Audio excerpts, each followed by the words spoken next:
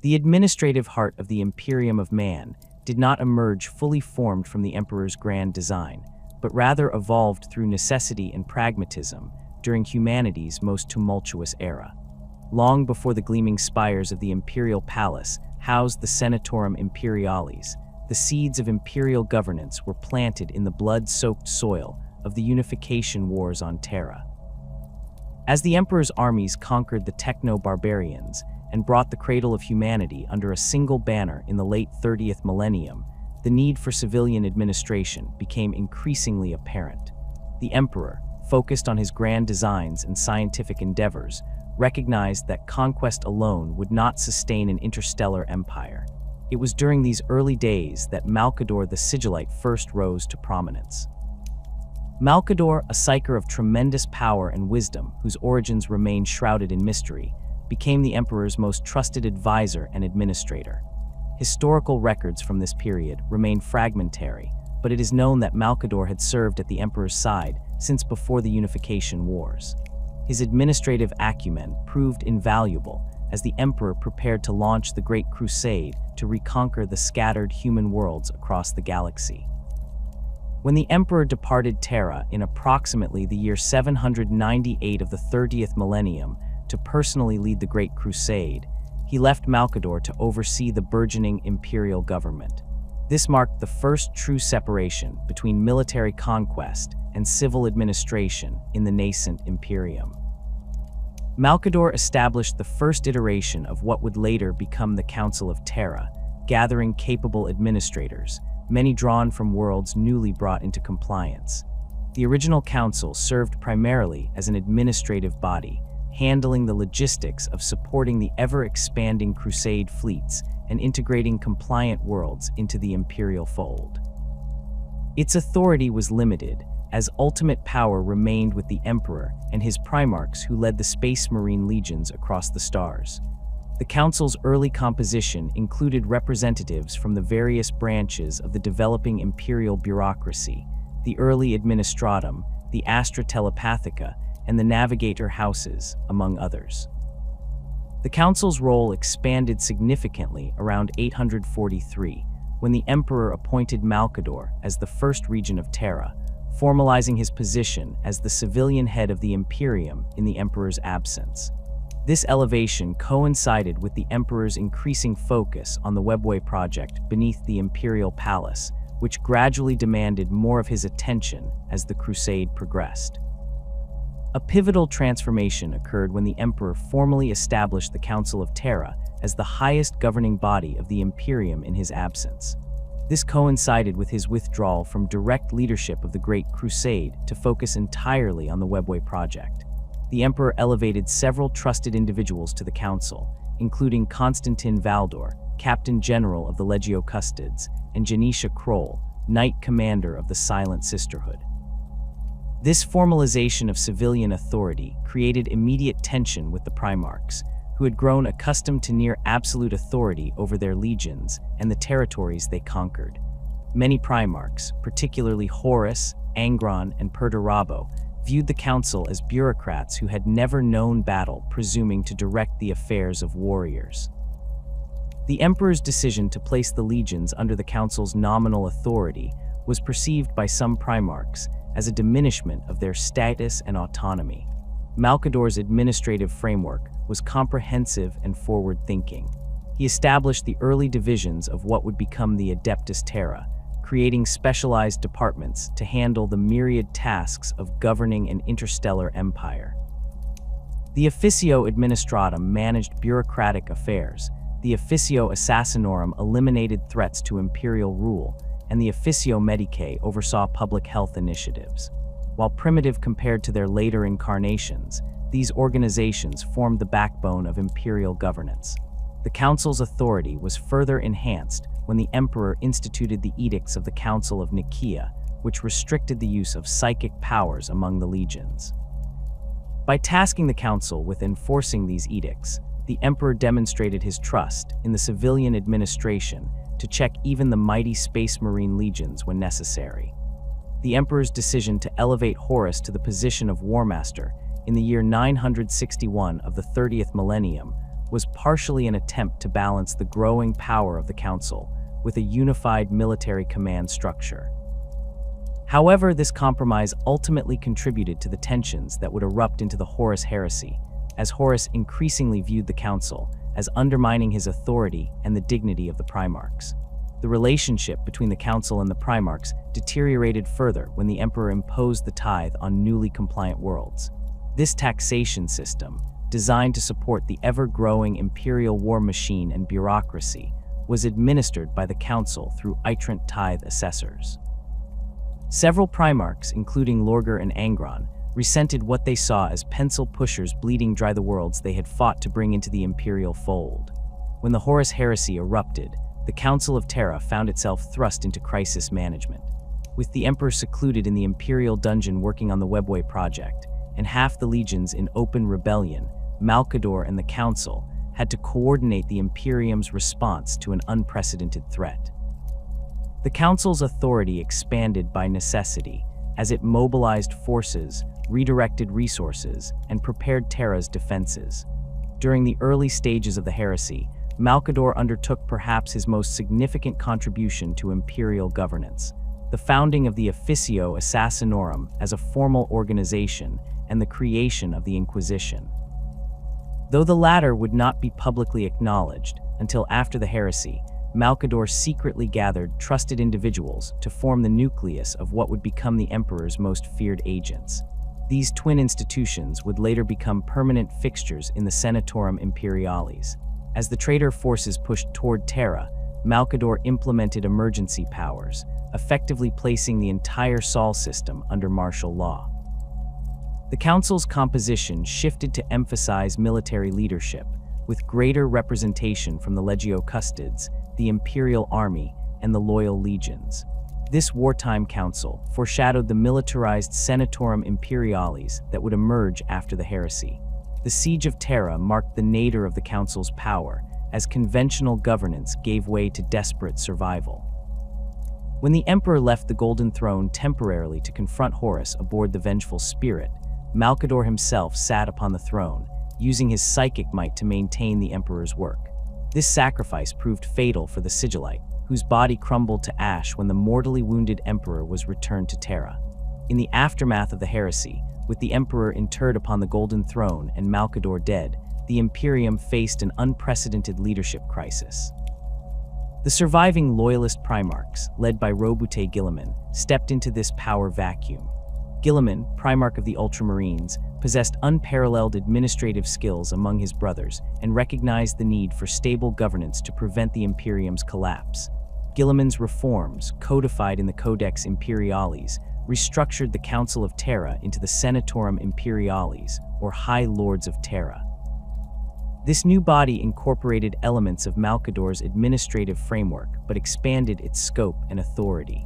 Where the Council had served alongside the Emperor and Primarchs, the High Lords would rule in the Emperor's name, as his voice in all matters of governance. The transition was not without conflict. Several surviving Primarchs, particularly Jagatai Khan and Liman Russ, questioned the legitimacy of civilian rule. However, Guilliman's authority as the Emperor's Praetorian and his diplomatic skill eventually won their acquiescence, if not their enthusiasm. The Lion, though supportive of stable governance, remained aloof from these political machinations, focusing instead on hunting down the scattered traitor forces. Guilliman's reforms carefully balanced military and civilian authority within the Senatorum. The Fabricator General of Mars, the Grand Provost Marshal of the Adeptus Arbites, and the Paternoval Envoy of the Navigator Houses were granted seats alongside the Master of the Administratum and the Grand Master of the Officio Assassinorum. This balance reflected Guilliman's understanding that the Imperium must be both sword and shield for humanity. Contrary to some historical accounts, Guilliman's experience with Imperium Secundus had no bearing on these reforms. The short-lived Shadow Empire established on Muck Crag had been disbanded before the Siege of Terra, when the Primarchs learned the Emperor still lived.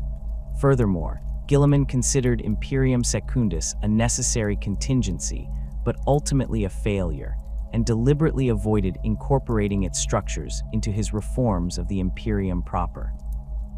Instead, Guilliman drew upon his extensive experience governing Ultramar, the most efficiently administered realm within the Imperium even before the heresy. The principles of delegation, accountability, and clear chains of command that had made Ultramar prosperous were scaled up to an imperial level. Each High Lord would oversee a specific aspect of imperial governance while collectively making decisions that affected the Imperium as a whole. Perhaps Guilliman's most significant innovation was the establishment of rotation among the High Lords. While certain positions became permanent fixtures of the Senatorum, Guilliman recognized that allowing any individual to accumulate too much power would inevitably lead to corruption and stagnation. By instituting a system where some seats would change hands based on necessity and circumstance, he hoped to prevent the entrenchment of power that had contributed to the heresy. The early Senatorum faced immediate challenges that tested Guilliman's framework. The Scouring, the campaign to drive traitor forces from imperial space, demanded military leadership, while the devastated worlds of the Imperium required administrative attention to prevent widespread famine and collapse. The High Lords proved capable of balancing these competing priorities, validating Guilliman's design. The Senatorum Imperialis that emerged from Guilliman's reforms represented a delicate balance of power between the various factions that comprised the Imperium of Man. While the Primarch's administrative genius provided the framework, the actual composition of the High Lords evolved significantly over the millennia that followed, adapting to the Imperium's changing needs and challenges. Traditionally, 12 seats have comprised the High Lords of Terra, though this number has fluctuated throughout imperial history. The core positions established in the early years following the heresy included the Master of the Administratum, the Fabricator General of Mars, the Grand Provost Marshal of the Adeptus Arbites, the Ecclesiarch of the Adeptus Ministorum, the Inquisitorial Representative, the Paternoval Envoy of the Navigator Houses, the Grand Master of the Officio Assassinorum, the Master of the Astronomicon, the Lord Commander Militant of the Imperial Guard, the Lord High Admiral of the Imperial Navy, the Captain General of the Adeptus Custodes, and the Master of the Adeptus Astra Telepathica. Each of these positions represented a crucial aspect of imperial governance, from military might to spiritual guidance, from law enforcement to the economic lifeblood of interstellar travel. However, the influence wielded by each seat has never remained static, with power ebbing and flowing between the military, religious, and administrative branches according to the Imperium's circumstances. The Master of the Administratum has frequently been considered the most powerful High Lord in practical terms, commanding the vast bureaucracy that manages the day-to-day operations of the Imperium. With millions of adepts and countless departments under their authority, the Master controls the flow of resources, personnel, and information throughout imperial space. During periods of relative stability, the administrative branch typically gains ascendancy, as the machinery of governance grinds on with inexorable momentum. The Fabricator General of Mars holds a unique position among the High Lords, as the Adeptus Mechanicus maintains a degree of autonomy unmatched by other imperial organizations. As leader of the priesthood of Mars, the Fabricator General controls the technological knowledge and manufacturing capabilities essential to the Imperium's survival. This independence has occasionally led to tensions within the Senatorum, particularly during the 34th millennium, when Fabricator General Cubic declared the Moiri Schism, temporarily fracturing the Mechanicus and weakening its representation on the Council. The military branches of the Imperium have traditionally been represented by the Lord Commander Militant of the Imperial Guard, the Lord High Admiral of the Imperial Navy, and periodically, the Grand Master of the Adeptus Astartes. These positions gained prominence during times of widespread conflict, such as the Age of Apostasy or the 13th Black Crusade, when military leadership took precedence over administrative concerns. The Lord Commander Militant, commanding the countless billions of soldiers in the Imperial Guard, wields enormous influence during periods of significant ground warfare. However, this position has never permanently held the status of first among equals within the Council. Even during the darkest hours of the 41st millennium, when Lord Commander Militant Slado and later Makaroth led the Sabbat Worlds Crusade, their authority remained circumscribed by the collective decision-making of the Senatorum. Similarly, the Lord High Admiral's influence rises and falls with the strategic importance of void warfare to the Imperium's security. During the Gothic War of the 36th millennium, when Battlefleet Gothic faced the depredations of Abaddon's forces, Lord High Admiral Ravensburg's voice carried significant weight in the Senatorum's deliberations. Conversely, during periods dominated by ground campaigns, the naval representation often found itself marginalized in council decisions. The religious authority of the Imperium gained representation on the council after the Emperor was interred upon the Golden Throne and began to be worshipped as a god. Initially, the master of the Adeptus Astra Telepathica served as the spiritual voice on the council, overseeing the psychic choir that maintained the Astronomicon. However, as the cult of the God Emperor spread throughout human space, the ecclesiarch of the Adeptus Ministorum eventually secured a permanent seat, fundamentally altering the council's dynamics. The inclusion of the ecclesiarch proved particularly consequential during the age of apostasy in the 36th millennium. Goj Vander, who through political maneuvering had become both master of the Administratum and ecclesiarch, effectively controlled two High Lord positions simultaneously. This unprecedented concentration of power enabled his reign of terror, demonstrating the dangers inherent in disrupting the careful balance Guilliman had established. The reforms following Vander's downfall included strict prohibitions against holding multiple High Lord positions, a safeguard that has remained in place ever since. The inquisitorial representative occupies perhaps the most unusual position among the High Lords. The Inquisition itself recognizes no formal leadership hierarchy, with each inquisitor theoretically equal in authority and answerable only to the Emperor himself. The representative to the Senatorum is therefore not a leader of the Inquisition, but rather a chosen voice to convey inquisitorial concerns and gather information. This position has been filled by different inquisitors throughout imperial history, with the selection process remaining deliberately obscure. During particularly tumultuous periods, such as the War of the Beast in the 32nd millennium, the composition of the council underwent dramatic changes. The near destruction of Terra by Orc forces prompted the elevation of Lord Commander Slado to the position of Lord Commander of the Imperium, temporarily centralizing authority in a manner reminiscent of War Master Horus during the Great Crusade. This emergency measure proved effective in coordinating the imperial response, but was dissolved once the immediate threat had passed, returning the Senatorum to its traditional collective leadership model. The High Lord structure incorporates both permanent and rotating positions, with certain seats considered immutable fixtures while others change according to the Imperium's needs. The Master of the Administratum, the Fabricator General, and the Grand Provost Marshal have maintained continuous representation since the Senatorum's founding. Other positions, including the Grand Master of the Adeptus Astartes and the Chancellor of the Estate Imperium, have moved in and out of prominence over the millennia. This flexibility has allowed the Senatorum to adapt to changing circumstances without fundamentally altering its nature. During the Nova Terra interregnum of the 34th through 36th millennia, when the Segmentum Pacificus declared independence from Terra, the High Lords incorporated representatives from loyal sectors within the Segmentum to maintain lines of communication and influence. Similarly, during the Plague of Unbelief in the 37th millennium, medical and containment authorities gained temporary seats to coordinate the Imperium's response to widespread contagion. The Captain General of the Adeptus Custodes occupies a unique position within the Senatorum hierarchy.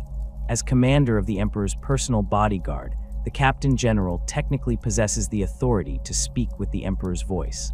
However, for most of Imperial history, the Custodes remained cloistered within the Imperial Palace, with the Captain General rarely taking an active role in council deliberations.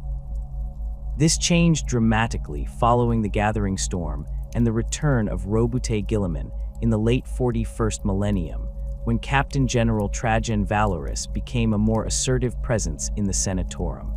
The internal power dynamics of the Senatorum reflect the competing interests of the Imperium's major factions. The military representatives, the Lord Commander Militant, the Lord High Admiral, and occasionally the Grand Master of the Adeptus Astartes, typically advocate for aggressive expansion and increased defense spending. Their natural allies are often the Fabricator General, whose forges supply the weapons of war, and the Paternoval Envoy, whose navigators guide imperial fleets. In opposition, the administrative faction centered around the Master of the Administratum frequently emphasizes resource management, tithe collection, and bureaucratic stability. They find common cause with the Grand Provost Marshal, whose arbitrators maintain order on imperial worlds, and the Master of the Astronomicon, whose primary concern is maintaining the psychic beacon that makes interstellar travel possible. The religious bloc, led by the Ecclesiarch, occupies a middle ground, sometimes supporting military action when it aligns with spiritual objectives, while at other times prioritizing the spread of imperial faith through non-violent means. The inquisitorial representative typically stands apart from these factions, intervening only when matters of grave heresy or existential threat arise. These factional divisions are rarely static or absolute. Alliances form and dissolve based on specific issues, with High Lords occasionally breaking from their expected positions based on personal conviction or hidden agendas. During the Macharian heresy that followed Lord Solar Macharius's conquests in the 41st millennium, for instance, the normally hawkish military representatives advocated for consolidation rather than continued expansion, recognizing the strain placed on imperial resources by Macharius's rapid conquests. The physical arrangement of the Senatorum reflects these complex power relationships. The High Lords meet in the Senatorum Imperialis chamber within the Imperial Palace, a vast amphitheater dominated by a massive statue of the Emperor in his pre-heresy glory. The 12 seats are arranged in a semicircle, with no position elevated above the others, a deliberate architectural choice emphasizing the theoretical equality of each High Lord. In practice, proximity to the center of the semicircle often indicates a High Lord's current influence. During the beheading in the 36th millennium, when the entire Senatorum was assassinated by the Grand Master of Assassins Draken Vangorich, the seating arrangement had placed the Master of the Administratum at the center, reflecting the administrative faction's dominance in that period. After Vangorich's eventual defeat and the reconstitution of the Council, the Lord Commander Militant occupied the central position, symbolizing the military's ascendance in the aftermath of crisis. The day-to-day operations of the Senatorum involve not just the High Lords themselves, but also their extensive retinues and subordinates. Each High Lord maintains a staff of advisors, analysts, and proxies who conduct the preliminary work that informs council decisions. These support structures can be as influential as the High Lords themselves, particularly when a seat changes hands and the administrative apparatus remains intact. The Adeptus Custodes maintain a constant presence within the Senatorum chamber, with shield captains positioned at key points to both protect the proceedings and serve as silent observers for the Captain General. Similarly, representatives of the Officio Assassinorum monitor the council from concealed positions, ostensibly to protect against infiltration, but also to gather intelligence on the High Lords themselves. The Adeptus Terra stands as the vast bureaucratic apparatus that forms the backbone of imperial governance, extending the will of the High Lords across the million worlds of the Imperium.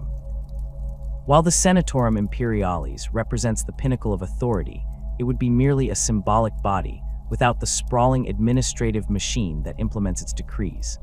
This relationship between the ruling council and its bureaucratic arm defines the practical realities of power within the Imperium of Man. At its most fundamental level, the Adeptus Terra encompasses all civilian governmental organizations that administer the Imperium in the Emperor's name. Its organizational structure resembles a vast pyramid, with the High Lords at its apex and countless departments, offices, and bureaus branching downward in ever-increasing complexity. The sheer scale of this bureaucracy defies comprehensive documentation. Even the Administratum's own internal censuses have failed to accurately count the total number of adepts in imperial service, with estimates ranging from the trillions to the quadrillions spread across the galaxy. The Administratum forms the largest and most pervasive component of the Adeptus Terra. Under the direction of the Master of the Administratum, this organization manages the logistical operations of the Imperium, from tithe collection to resource allocation, from population censuses to maintenance of historical records. The Administratum's presence extends to every imperial world, where planetary governors must answer to Administratum adepts who ensure compliance with imperial demands. The internal structure of the Administratum reflects the piecemeal evolution of imperial governance over 10 millennia.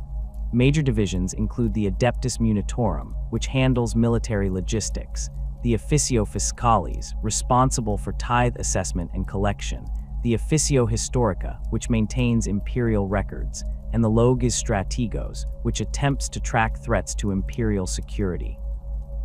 Each of these divisions further splinters into countless sub-departments, bureaus, and offices with overlapping responsibilities and jurisdictions. This organizational redundancy is not merely inefficient, it is deliberately designed to prevent any single office from accumulating too much power.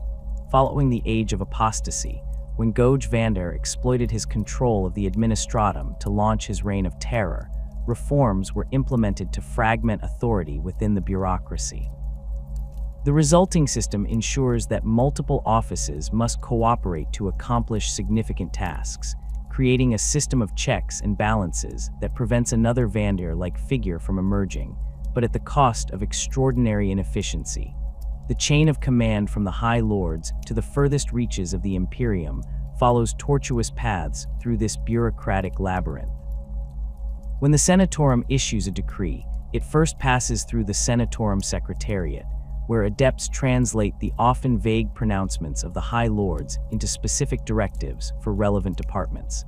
These directives then filter down through multiple administrative layers, with each office interpreting and elaborating on the instructions before passing them further down the chain. By the time imperial decrees reach the sector level, they have typically been transformed by this process of bureaucratic Chinese whispers, sometimes bearing little resemblance to the original intent. Sector governors receive these instructions through their assigned Administratum liaison offices, which maintain permanent staffs on sector capital worlds. These liaison offices represent the crucial interface between the abstract authority of Terra and the practical governance of imperial space. The planetary governors, known variously as imperial commanders, planetary lords, or system governors depending on local tradition, stand at the furthest end of this chain of command. Selected through various means, hereditary succession, appointment, military conquest, or even purchase of position in some corrupt sectors, these individuals bear direct responsibility for their world's compliance with imperial demands. Their primary obligation is meeting the tithe grade assigned to their planet, providing the Imperium with its due in resources, manufactured goods, military recruits, or psychic talents. Enforcement of High Lord authority throughout this vast system falls to several specialized organizations within the Adeptus Terra. The Adeptus Arbites serve as the Imperium's galactic police force, with their judges, arbitrators, and enforcers ensuring that imperial law, the Lex Imperialis, is upheld across human space. Unlike planetary enforcers who handle local crime, the Arbites concern themselves solely with crimes against the Imperium itself: sedition, heresy, tax evasion, and obstruction of tithe collection. On each world, the Arbites maintain heavily fortified precinct fortresses from which they monitor the planetary government and stand ready to suppress any rebellion against imperial authority. The Grand Provost Marshal, sitting among the High Lords, directs this force through a chain of sector marshals and precinct marshals. The Arbites operate with almost complete autonomy from local authorities, answering only to their own hierarchy, and ultimately to the Senatorum Imperialis. The Inquisition, while technically standing outside the formal structure of the Adeptus Terra, nevertheless serves as perhaps the most feared enforcement arm of imperial will. Inquisitors operate with virtually unlimited authority, able to requisition any imperial resource and command any imperial citizen in pursuit of their mission to root out threats to humanity. While they do not formally report to the High Lords, maintaining that they answer only to the emperor himself. In practice, the inquisitorial representative on the Senatorum ensures some degree of coordination between inquisitorial activities and High Lord priorities. For matters requiring absolute discretion or targeted elimination, the High Lords may deploy the Officio Assassinorum. Under the direction of the Grand Master of Assassins, this organization maintains temples dedicated to different assassination methods: the Vindicare, Calidus, Culexus, Eversor, and more secretive temples like the Vanus and Venenum. The deployment of an imperial assassin requires the approval of at least 3 High Lords under normal circumstances, though historical records indicate this requirement has been circumvented during periods of crisis. The Adeptus Munitorum deserves special attention for its critical role in projecting the High Lord's military authority across the Imperium. Operating as a subdivision of the Administratum, the Munitorum manages the logistical needs of the Astra Militarum, and to a lesser extent, the Imperial Navy. Its responsibilities include recruitment, transport, supply, and equipment of Imperial forces throughout the galaxy. The Lord Commander Militant of the Astra Militarum, sitting among the High Lords, works in close coordination with the Munitorum's Master of the Adeptus to ensure that military operations align with the strategic directives of the Senatorum. This command structure becomes particularly evident during the formation of major imperial campaigns. When the High Lords decree a crusade or major military action, the Adeptus Munitorum creates a specialized command structure for the operation. A Lord General or Lord Solar is appointed to lead the campaign, receiving authority directly from the Senatorum, but relying on the Munitorum for the practical implementation of that authority through control of supply lines and reinforcements. The Adeptus Astra Telepathica and Adeptus Astronomica represent specialized branches of the Adeptus Terra focused on managing the Imperium's psychic resources. The Astra Telepathica, under its master who sits among the High Lords, oversees the identification, training, and deployment of sanctioned psychers throughout Imperial space. Most critically, they maintain the astropathic choirs that enable faster-than-light communication across the vast distances of the Imperium. Without these psychic communications, the authority of the High Lords would be meaningless beyond the solar system, as their decrees would take years or decades to reach distant worlds by conventional means. The Adeptus Astronomica, meanwhile, maintains the Astronomicon, the psychic beacon centered on Terra that makes warp navigation possible. The Master of the Astronomicon, another High Lord, oversees the thousands of psychers whose life energy fuels this beacon.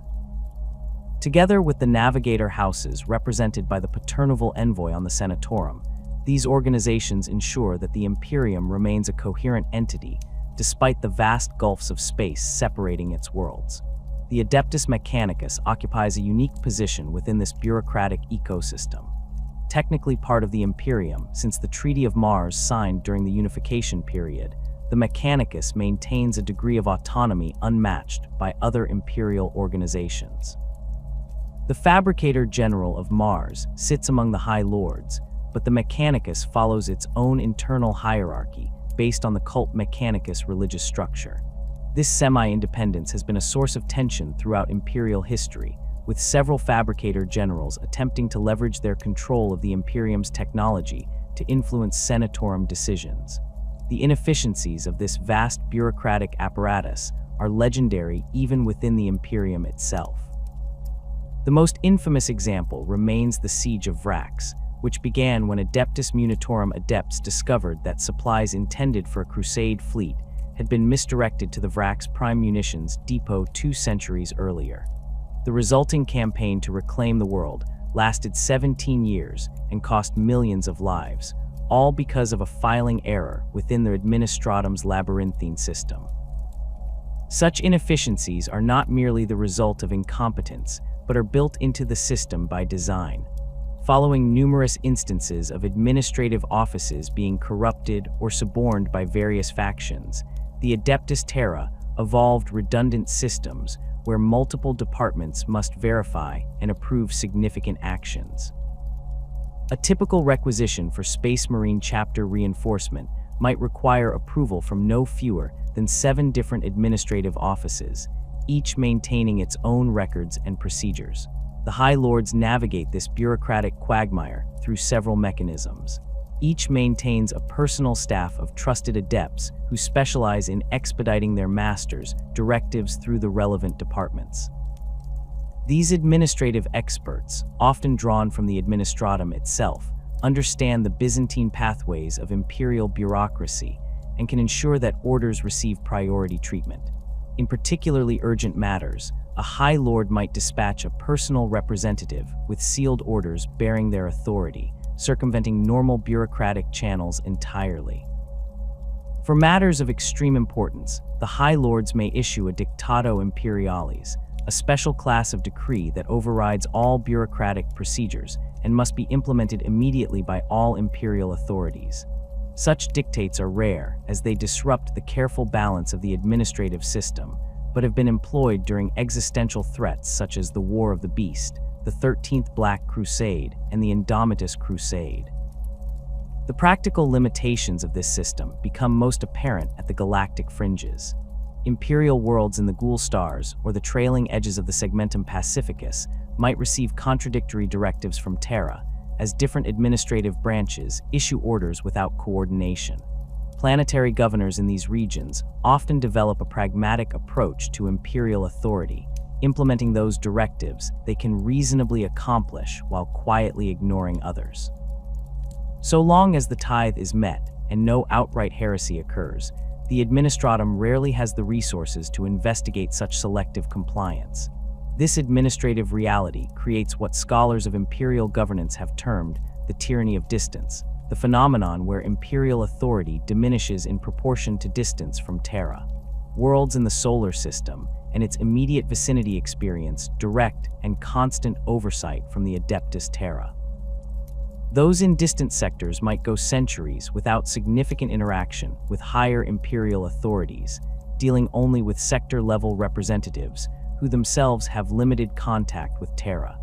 The Administratum stands as the single largest organization within the Imperium of Man, a vast bureaucratic entity whose tendrils extend to every corner of human-controlled space.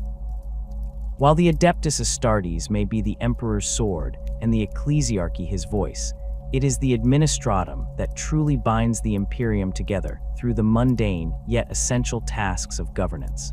At the apex of this colossal institution sits the master of the Administratum, arguably the most powerful individual in the Imperium in terms of practical authority.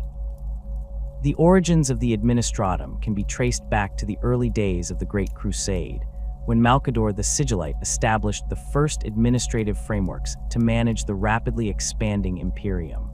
What began as a relatively streamlined organization designed to support the Emperor's conquests gradually evolved into an increasingly complex bureaucracy. By the time of the Horus Heresy, the Administratum had already grown into a labyrinthine institution with numerous departments and subdivisions. Following the Emperor's internment on the Golden Throne and Robute Guilliman's reorganization of imperial governance, the Administratum expanded exponentially to fill the void left by the Emperor's direct leadership. The Master of the Administratum emerged as one of the most influential positions among the High Lords, commanding an organization that employed trillions of scribes, adepts, prefects, and logisticians across the galaxy. The scope of the Administratum's authority is difficult to overstate. Every aspect of imperial civil governance falls under its purview: the assessment and collection of tithes, the distribution of resources, the maintenance of population records, the assignment of military forces, and the preservation of imperial history.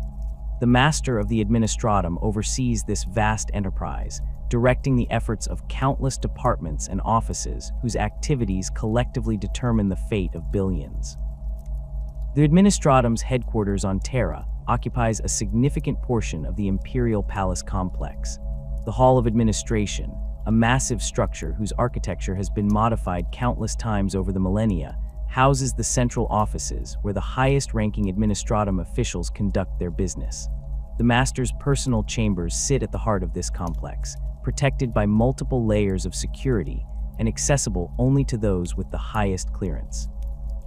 Below the master, the Administratum is organized into a complex hierarchy of departments, each responsible for specific aspects of imperial governance. The Adeptus Munitorum handles military logistics, ensuring that imperial forces receive the supplies, equipment, and reinforcements needed to wage the emperor's wars. The Officio Agriculti oversees food production and distribution throughout the Imperium, working to prevent the famines that constantly threaten densely populated worlds. The Divisio Administratum manages the Administratum's own internal affairs, including the training and assignment of adepts. Perhaps the most significant of these divisions is the Logis Strategos, which collects and analyzes information from across the Imperium to identify potential threats. Working in conjunction with other imperial organizations, such as the Inquisition and the Officio Assassinorum, the Logis Strategos provides the master of the Administratum with strategic assessments that inform crucial decisions about resource allocation and military deployment. The relationship between the master of the Administratum and other High Lords has varied throughout imperial history, often depending on the personalities involved and the challenges facing the Imperium. During periods of relative stability, the master's influence typically expands as administrative concerns take precedence over military matters. Conversely, during times of war and crisis, the Lord Commander Militant and other military leaders may gain greater authority. Throughout the Administratum's history, several masters have left particularly significant marks on the organization and the Imperium as a whole. During the War of the Beast in the 32nd millennium, Master Cubic orchestrated the massive logistical effort required to defend Terra from the Orc invasion, coordinating the movement of troops and supplies with remarkable efficiency given the chaos of the period. His successor, Draken Vangorich, would later become notorious for the event known as the Beheading, in which he orchestrated the assassination of the entire Senatorum Imperialis and ruled the Imperium alone for nearly a century before being slain by a Space Marine strike force. In the 36th millennium, Master Goj Vandir achieved unprecedented power by simultaneously holding the positions of Master of the Administratum and Ecclesiarch of the Adeptus Ministorum. His reign, known as the Age of Apostasy, was marked by brutal purges, religious persecution, and the near collapse of imperial governance.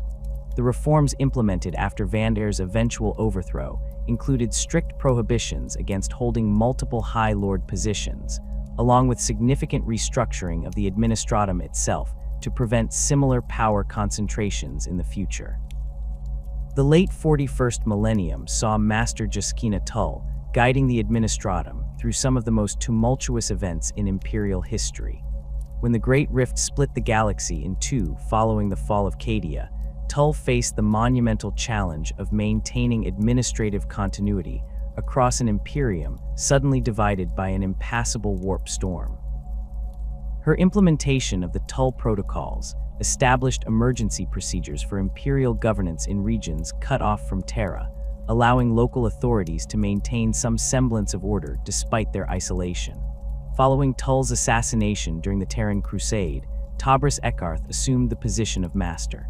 Ekarth, a former Logis Strategos analyst known for his eidetic memory and computational skills, brought a more data-driven approach to the role. His tenure has been marked by efforts to streamline certain Administratum functions, while still maintaining the redundancies necessary to prevent centralization of power. Ekarth's relationship with the returned Primarch Robute Guilliman has been complex. While he acknowledges the necessity of Guilliman's reforms, he remains wary of changes that might disrupt the delicate balance of the Administratum's internal power structures. The day-to-day responsibilities of the Master of the Administratum are as varied as they are crucial. Each morning begins with a comprehensive briefing on the state of the Imperium, compiled by a dedicated staff of analysts who work through the night to process the astropathic communications received from across human space. These reports highlight significant developments, from major military engagements to resource shortfalls to administrative crises requiring immediate attention. Following these briefings, the Master typically convenes meetings with the heads of major Administratum departments to discuss pressing issues and coordinate responses. These gatherings take place in the Chamber of Seals, a vast room whose walls are lined with ancient documents bearing the signatures and seals of every master since the Administratum's founding. The symbolism is deliberate, a reminder that each decision made adds to a continuum of governance stretching back 10,000 years. The afternoon hours are often devoted to sessions with the Senatorum Imperialis, where the Master presents administrative assessments and participates in collective decision-making. These meetings frequently involve contentious debates, particularly with the military representatives, who consistently pressure the Administratum to allocate more resources to their respective organizations. The Master must balance these competing demands against the Imperium's finite resources, making decisions that inevitably leave some factions dissatisfied. The most consequential of the Master's powers is control over the Imperial tithe system. Every inhabited world in the Imperium is assigned a tithe grade that determines what resources it must provide to support the broader Imperial infrastructure. These grades range from aptus non to exactis extremis. The Master has the authority to adjust these grades based on changing conditions, with such decisions having enormous implications for the affected planets. The process of tithe assessment involves specialized Administratum officials known as tithe masters, who travel to Imperial worlds to evaluate their productive capacity and assign appropriate tithe grades. These individuals wield tremendous power, as their assessments directly determine how much of a planet's resources will be claimed by the Imperium. Corrupt or incompetent tithe masters have occasionally triggered planetary rebellions by imposing impossible demands, forcing the Administratum to deploy arbitrators or even military forces to restore compliance. Beyond tithe collection, the Master of the Administratum controls the distribution of these resources throughout the Imperium. This responsibility includes supplying the vast Imperial military machine, maintaining the infrastructure of key worlds, and providing emergency relief during crises. The logistics involved are staggering, coordinating the movement of resources across thousands of light years, often through regions plagued by warp storms, Xenos activity, or other hazards. The Adeptus Munitorum plays a crucial role in this process, particularly regarding military logistics. As a subdivision of the Administratum, the Adeptus answers ultimately to the Master, though it works closely with the Lord Commander Militant of the Astra Militarum. The Adeptus's responsibilities include recruiting, training, and equipping Imperial Guard regiments, maintaining supply lines to active war zones, and managing the transportation of forces across the Imperium. The Master's authority extends to personnel assignments throughout the Administratum, including the appointment of planetary governors in many cases. While some governorships are hereditary or determined through other means, a significant number are filled by Administratum officials selected by the Master or their delegates. This power allows the Master to place loyal individuals in key positions throughout the Imperium, extending their influence far beyond Terra. Information management represents another critical aspect of the Administratum's operations.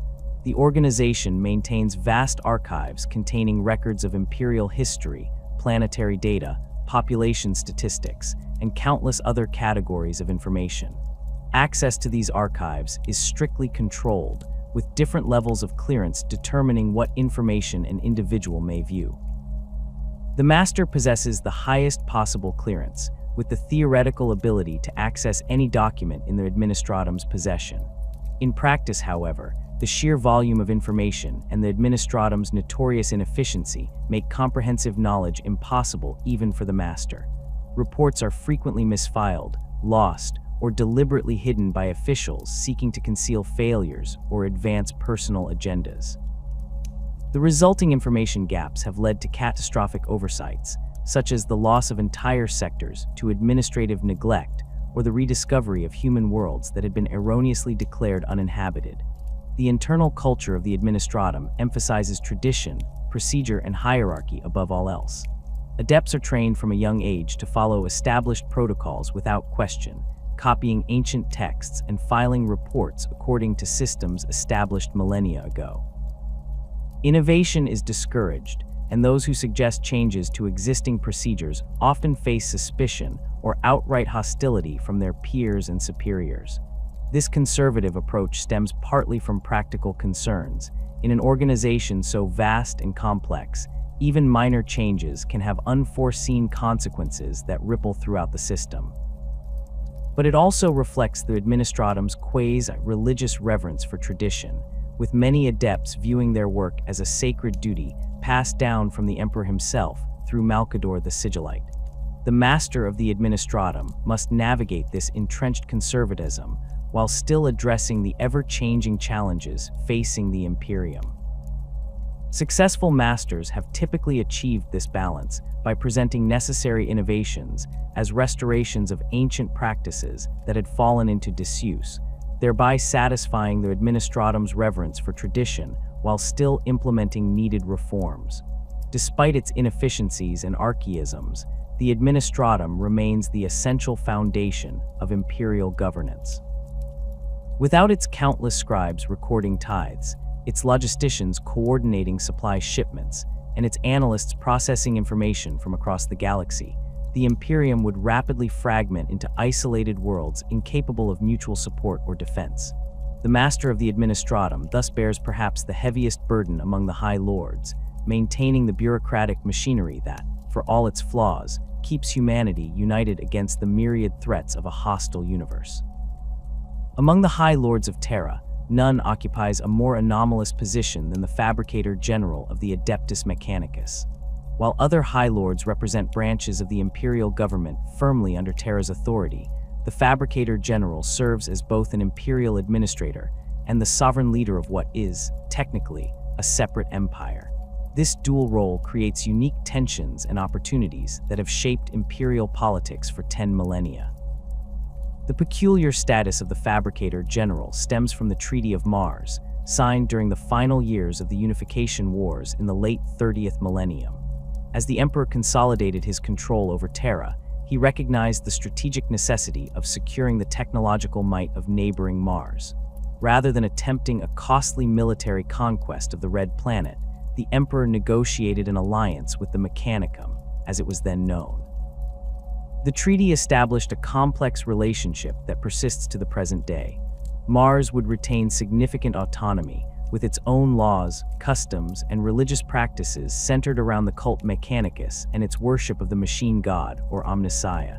In exchange, the Mechanicum would provide the Emperor's forces with advanced technology, weapons, and vehicles essential for the planned Great Crusade.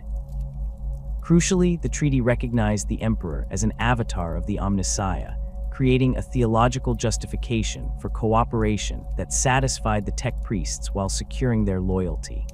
This arrangement survived the tumultuous events of the Horus Heresy, though not without significant strain.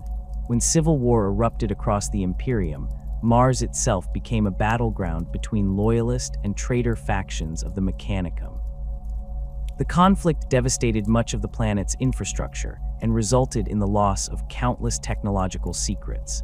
In the aftermath, the loyalist elements reorganized into the Adeptus Mechanicus, with a renewed commitment to the Imperium, but also a reinforced determination to protect their autonomy. The Fabricator General, as leader of this organization, thus occupies a position unlike any other High Lord. On Mars, they function as the supreme authority of a theocratic state, presiding over the cult Mechanicus and its rigid hierarchy of tech priests. Within the Senatorum Imperialis, they represent the Mechanicus's interests while participating in collective governance of the Imperium. This duality requires each Fabricator General to balance competing loyalties and responsibilities, with the potential for conflict always present. The physical appearance of the Fabricator General typically reflects their exalted status within the Mechanicus hierarchy. Most have undergone extensive augmentation, replacing much of their original biological form with mechanical components. The most senior Fabricator Generals often retain minimal organic matter, perhaps only a portion of their brain or central nervous system, housed within elaborate mechanical bodies. These bodies incorporate rare and ancient technology, sometimes dating back to the Dark Age of technology, symbolizing the Fabricator General's unparalleled access to the Mechanicus's technological treasures. When attending Senatorum meetings, the Fabricator General arrives with considerable ceremony. A procession of tech priests typically accompanies them, bearing sacred incense burners and chanting binary hymns. The Fabricator General's seat in the Senatorum chamber is specially modified to accommodate their mechanical form and provide the necessary interfaces for communication with Mars during deliberations. This distinctive presentation serves as a constant reminder of the Mechanicus's separate identity within the broader Imperium. The Fabricator General's authority derives from control over humanity's technological infrastructure. While the Imperium possesses countless forge worlds dedicated to manufacturing, Mars remains the spiritual and administrative center of the Mechanicus. From the Olympus Mons complex, a massive structure built into and around Mars's highest mountain, the Fabricator General directs the activities of forge worlds throughout Imperial space. Each of these worlds is governed by an archmagos who, while enjoying considerable autonomy in day-to-day operations, ultimately answers to the authority of Mars. This manufacturing network represents the backbone of Imperial military power. The Adeptus Mechanicus produces virtually all weapons, vehicles, and equipment used by Imperial forces, from the humble lasgun carried by Astra Militarum troopers to the mighty battle titans that stride across the most critical battlefields. Without the Mechanicus's production capacity, the Imperium would be unable to sustain its constant wars against numerous enemies. The Titan legions exemplify the Mechanicus's military contribution and serve as a potent symbol of their power within the Imperium. These formations of massive bipedal war machines are owned and operated exclusively by the Adeptus Mechanicus, though they frequently fight alongside other Imperial forces. Each Titan legion maintains its own traditions and history, with some dating back to before the Horus Heresy. The Fabricator General holds ultimate authority over these legions, determining when and where they will be deployed based on both strategic considerations and Mechanicus interests. The Collegia Titanica, which administers the Titan legions, represents one of the most politically significant branches of the Adeptus Mechanicus. Its Grand Master reports directly to the Fabricator General and holds considerable influence within the Mechanicus hierarchy. During periods of conflict, the Fabricator General often uses the deployment of Titan legions as a bargaining chip in Senatorum deliberations, extracting concessions from other High Lords in exchange for committing these invaluable assets to particular campaigns. Beyond manufacturing and military assets, the Fabricator General controls the Imperium's technological knowledge through the Mechanicus's monopoly on technical education and research. The Order's tech priests are the only individuals legally permitted to understand, maintain, and repair advanced technology. This monopoly is protected by both Imperial law and the Mechanicus's own secretive practices, which treat technical knowledge as religious mysteries to be revealed only to properly initiated adepts. This control of knowledge extends to the exploration and exploitation of archaeotech, technology from humanity's more advanced past, particularly the Dark Age of technology. The Mechanicus maintains specialized exploratory fleets dedicated to locating and recovering such artifacts, which are then transported to Mars for study. The Fabricator General personally approves the most significant of these recovery operations and determines which discoveries will be implemented, which will be restricted to limited use, and which will be sealed away as too dangerous or corrupting. The dual nature of the Fabricator General's position inevitably creates tensions within the Senatorum Imperialis. Other High Lords frequently view the Mechanicus with suspicion, concerned that its significant autonomy and control of crucial resources could threaten Imperial unity. These concerns are not unfounded. Throughout Imperial history, various Fabricator Generals have leveraged their position to advance Mechanicus interests at the expense of broader Imperial needs.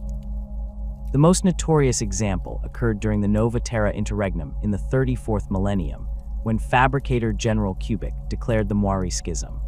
This theological dispute within the cult Mechanicus regarding the interpretation of certain binary prophecies escalated into a significant political crisis. Cubic withdrew Mechanicus support from several key imperial campaigns to focus resources on internal conflicts between Orthodox and Moiri-aligned Forge worlds.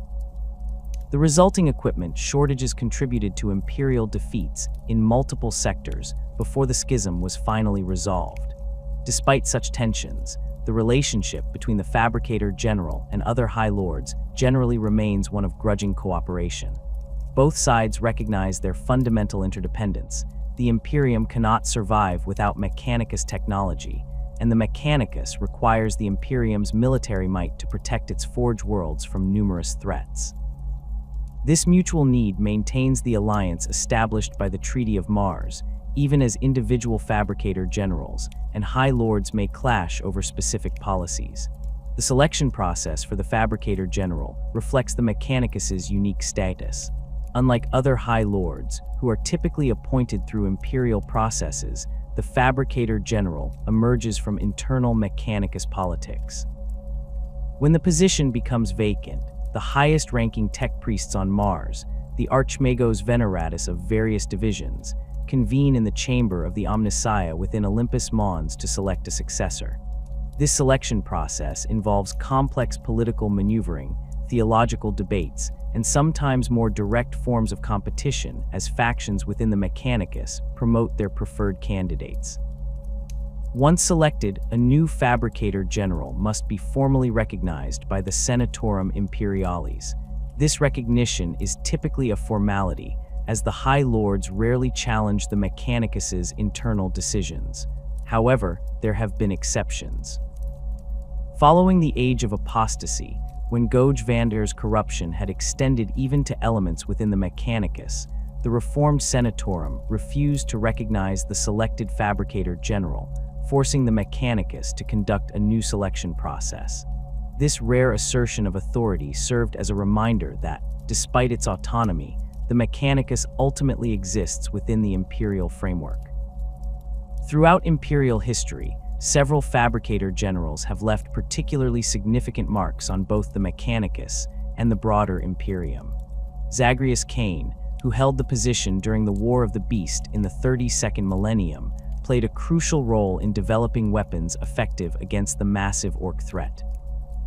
Cain personally oversaw modifications to Titan weapon systems and supervised the creation of specialized orbital defense platforms that proved vital in protecting Terra during the conflict's final stages.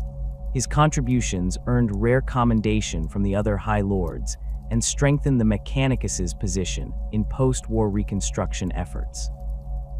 Fabricator General Cubic, despite the controversy surrounding the Moiri Schism, made significant technological contributions during his tenure. Under his direction, the Mechanicus developed improved Leman Russ tank variants and more efficient plasma reactor designs for Imperial starships.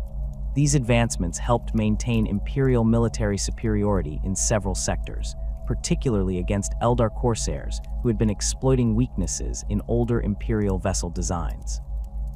In the late 41st millennium, Fabricator General Ud Audia Raskian guided the Mechanicus through the tumultuous period following the formation of the Great Rift. Raskian implemented emergency protocols that allowed isolated Forge worlds to maintain production despite being cut off from Mars by warp storms. He also directed the Mechanicus's contribution to the Indomitus Crusade, committing unprecedented resources to supporting Robute Guilliman's campaign to stabilize the fractured Imperium. This cooperation, while pragmatic, generated controversy within the Mechanicus, with some tech priests questioning whether Raskian had compromised too much of their autonomy in the face of crisis.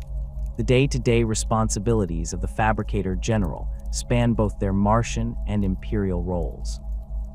On Mars, they preside over the Council of Magi, which administers the planet's various forges, research facilities, and religious sites. They review reports from Archmagi throughout the Imperium, addressing theological disputes, authorizing major technological projects, and resolving conflicts between Forge worlds. They also perform crucial religious functions, leading major ceremonies and interpreting omens believed to reveal the Omnissiah's will. In their imperial capacity, the Fabricator General participates in Senatorum deliberations, particularly those involving military planning, resource allocation, and technological matters. They coordinate with the Lord Commander Militant and Lord High Admiral to ensure that Imperial forces receive necessary equipment and technical support. They also work closely with the Master of the Administratum regarding the distribution of Mechanicus produced goods throughout the Imperium and the assignment of tech priests to various Imperial institutions. The Fabricator General's influence extends beyond formal authority through the Mechanicus's presence on virtually every significant Imperial world. Each major Imperial institution, from the Astra Militarum to the Adeptus Arbites to the Ecclesiarchy, depends on Mechanicus tech priests to maintain their equipment and facilities. These tech priests, while serving Imperial organizations, remain part of the Mechanicus hierarchy and provide the Fabricator General with information and influence throughout Imperial society. This network of tech priests represents one of the Fabricator General's most valuable political assets. While other High Lords must rely on formal channels of communication and authority, the Fabricator General can draw on the observations and actions of Mechanicus personnel embedded within every level of Imperial governance. This advantage has allowed various Fabricator Generals to anticipate and counter political maneuvers by rival High Lords, maintaining the Mechanicus's privileged position despite periodic attempts to reduce its autonomy. The unique status of the Fabricator General creates a delicate balance within the Senatorum Imperialis, one that has endured for 10 millennia despite numerous challenges. The Mechanicus remains technically sovereign while functionally integrated into the Imperial system.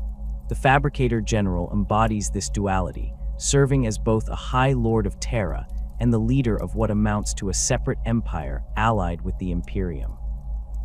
This arrangement, established by the Emperor himself through the Treaty of Mars, continues to shape Imperial politics in the 42nd millennium, ensuring that no single authority controls all aspects of humanity's future. What began as a forbidden cult during the Great Crusade eventually became the most powerful religious institution in human history. The imperial cult, once actively suppressed by the emperor himself, transformed into the state religion of the Imperium following the Horus Heresy, with the Ecclesiarchy growing to become one of the most influential organizations within the Imperium of Man. During the Great Crusade, the emperor explicitly rejected any notion of his divinity. The imperial truth, a secular, rationalist ideology, was promulgated throughout newly compliant worlds, with iterators spreading the message that religion and superstition were humanity's enemies. The emperor's stance was unambiguous. He was a man, albeit an extraordinarily powerful one, and worship of him or any other entity was forbidden. This policy was enforced with varying degrees of severity across the expanding Imperium, with some compliant worlds retaining religious practices provided they acknowledged the imperial truth publicly. Despite these prohibitions, cults venerating the emperor as a god emerged even during the Great Crusade. On distant worlds where the emperor's power had been witnessed firsthand, populations began secret worship, attributing divine significance to his abilities and appearance. The Lectitio Divinitatis, a text purportedly authored by Primarch Lorgar of the Word Bearer's Legion before his fall to chaos, circulated covertly among certain segments of the imperial population, providing theological foundations for emperor worship. The Horus Heresy fundamentally altered the Imperium's relationship with religion. As the galaxy burned in civil war, faith in the emperor became a rallying point for loyalist forces and civilian populations. Worlds that maintained faith in the emperor often demonstrated greater resistance to chaos corruption, a fact not lost on imperial commanders fighting to preserve the fragmented Imperium. By the time the heresy concluded with the emperor's internment on the Golden Throne, the practical benefits of faith had become apparent to many imperial leaders. In the chaotic aftermath of the heresy, Robute Guilliman's reorganization of the Imperium included a pragmatic reassessment of the imperial truth.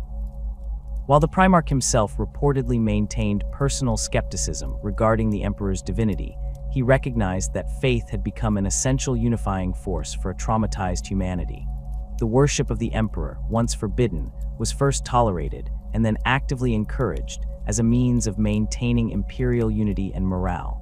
This shift from suppression to endorsement occurred gradually over several centuries. During the early years of the post-heresy period, emperor worship existed in numerous forms across different worlds, with no standardized doctrine or centralized authority. Local cults developed their own interpretations and practices, often incorporating elements of pre-existing religions into their veneration of the emperor. This diversity of belief, while spiritually vibrant, lacked the organizational structure needed to serve imperial interests effectively.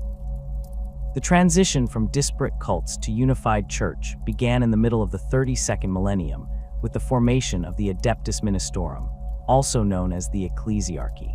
Initially established as a minor administrative department tasked with coordinating the various emperor-worshipping cults, the organization gradually expanded its authority, standardizing doctrine and absorbing or suppressing competing interpretations of the emperor's divinity.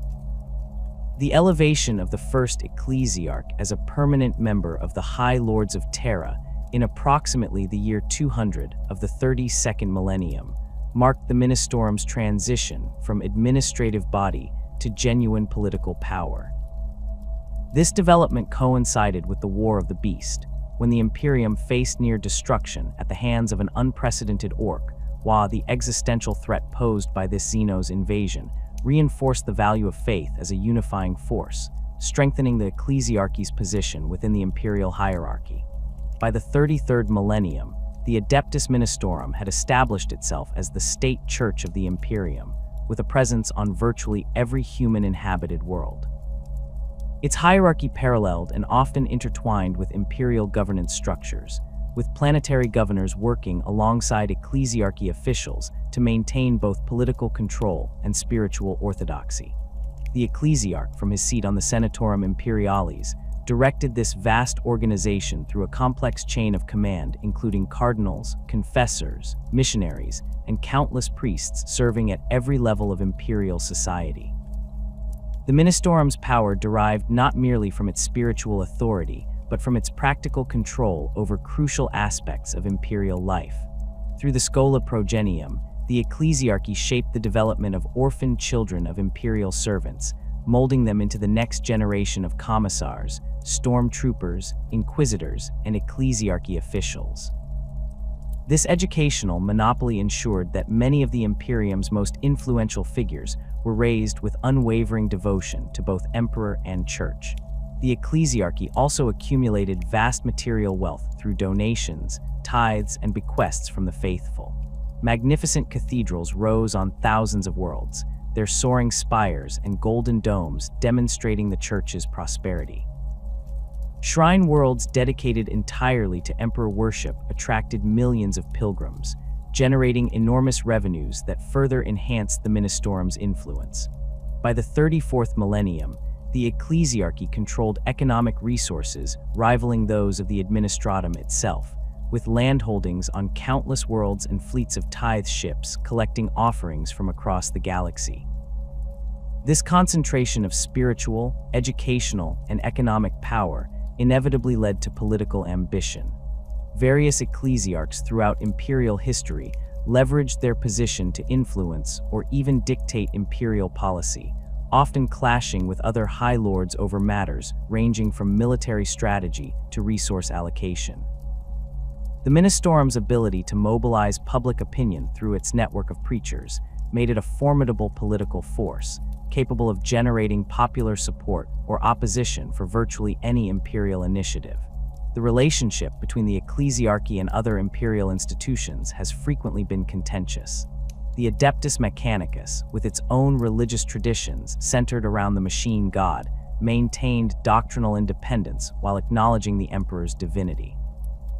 This theological compromise preserved Mechanicus autonomy while preventing open conflict with the Ministorum, though tensions between tech priests and ecclesiarchy officials remain common on worlds where both maintain significant presences. More problematic has been the relationship between the ecclesiarchy and the Inquisition, particularly its Ordo Hereticus branch.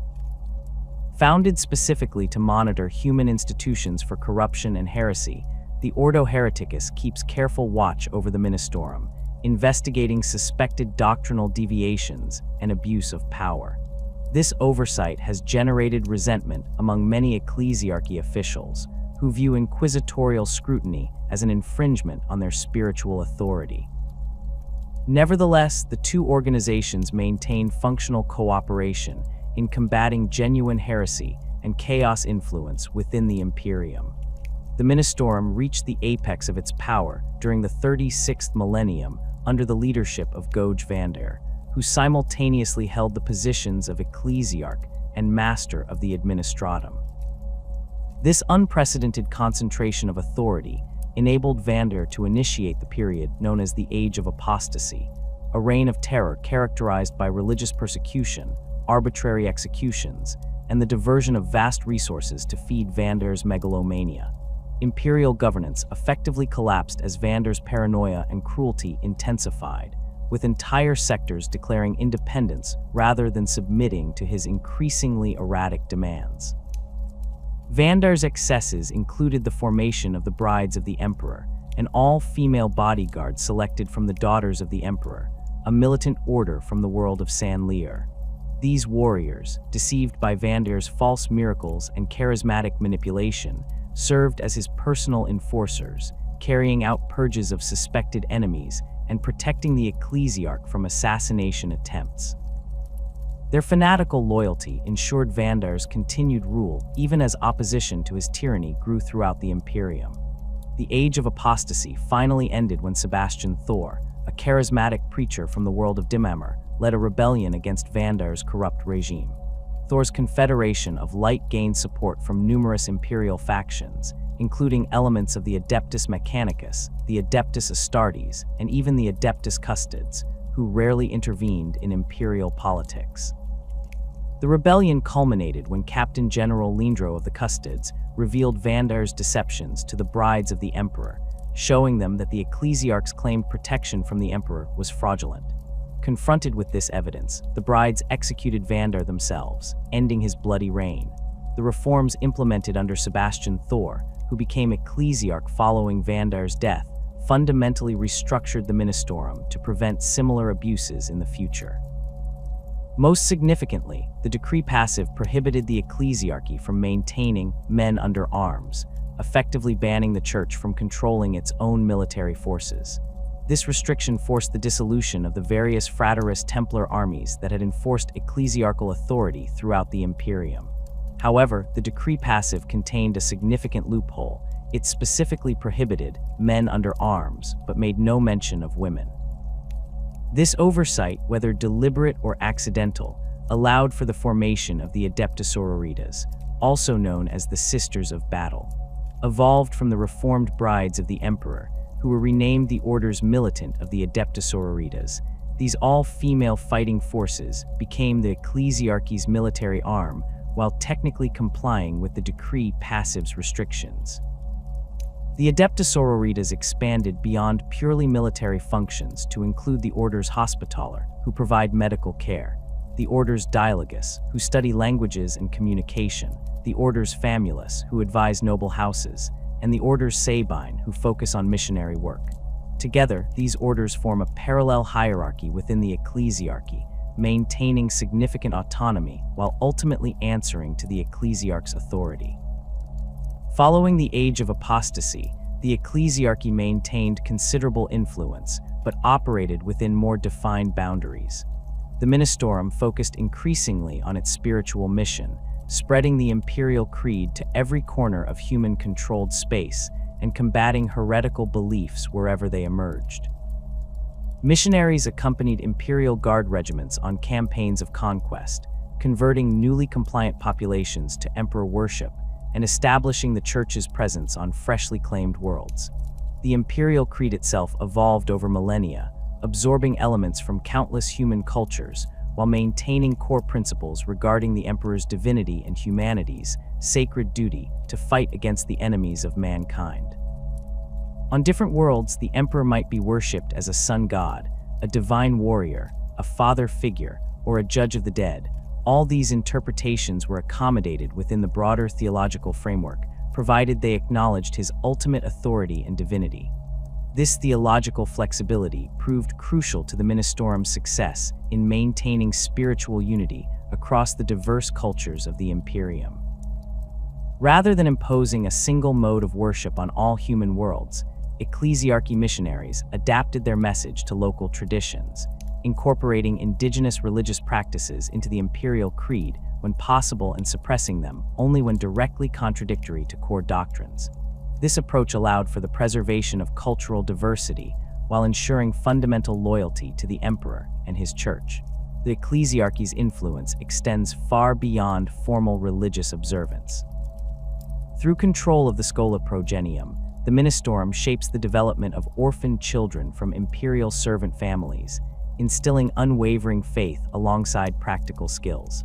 These schools produce not only future ecclesiarchy officials, but also commissars, stormtroopers, inquisitors, and administratum adepts, ensuring that many of the Imperium's most influential figures share a common background of religious indoctrination.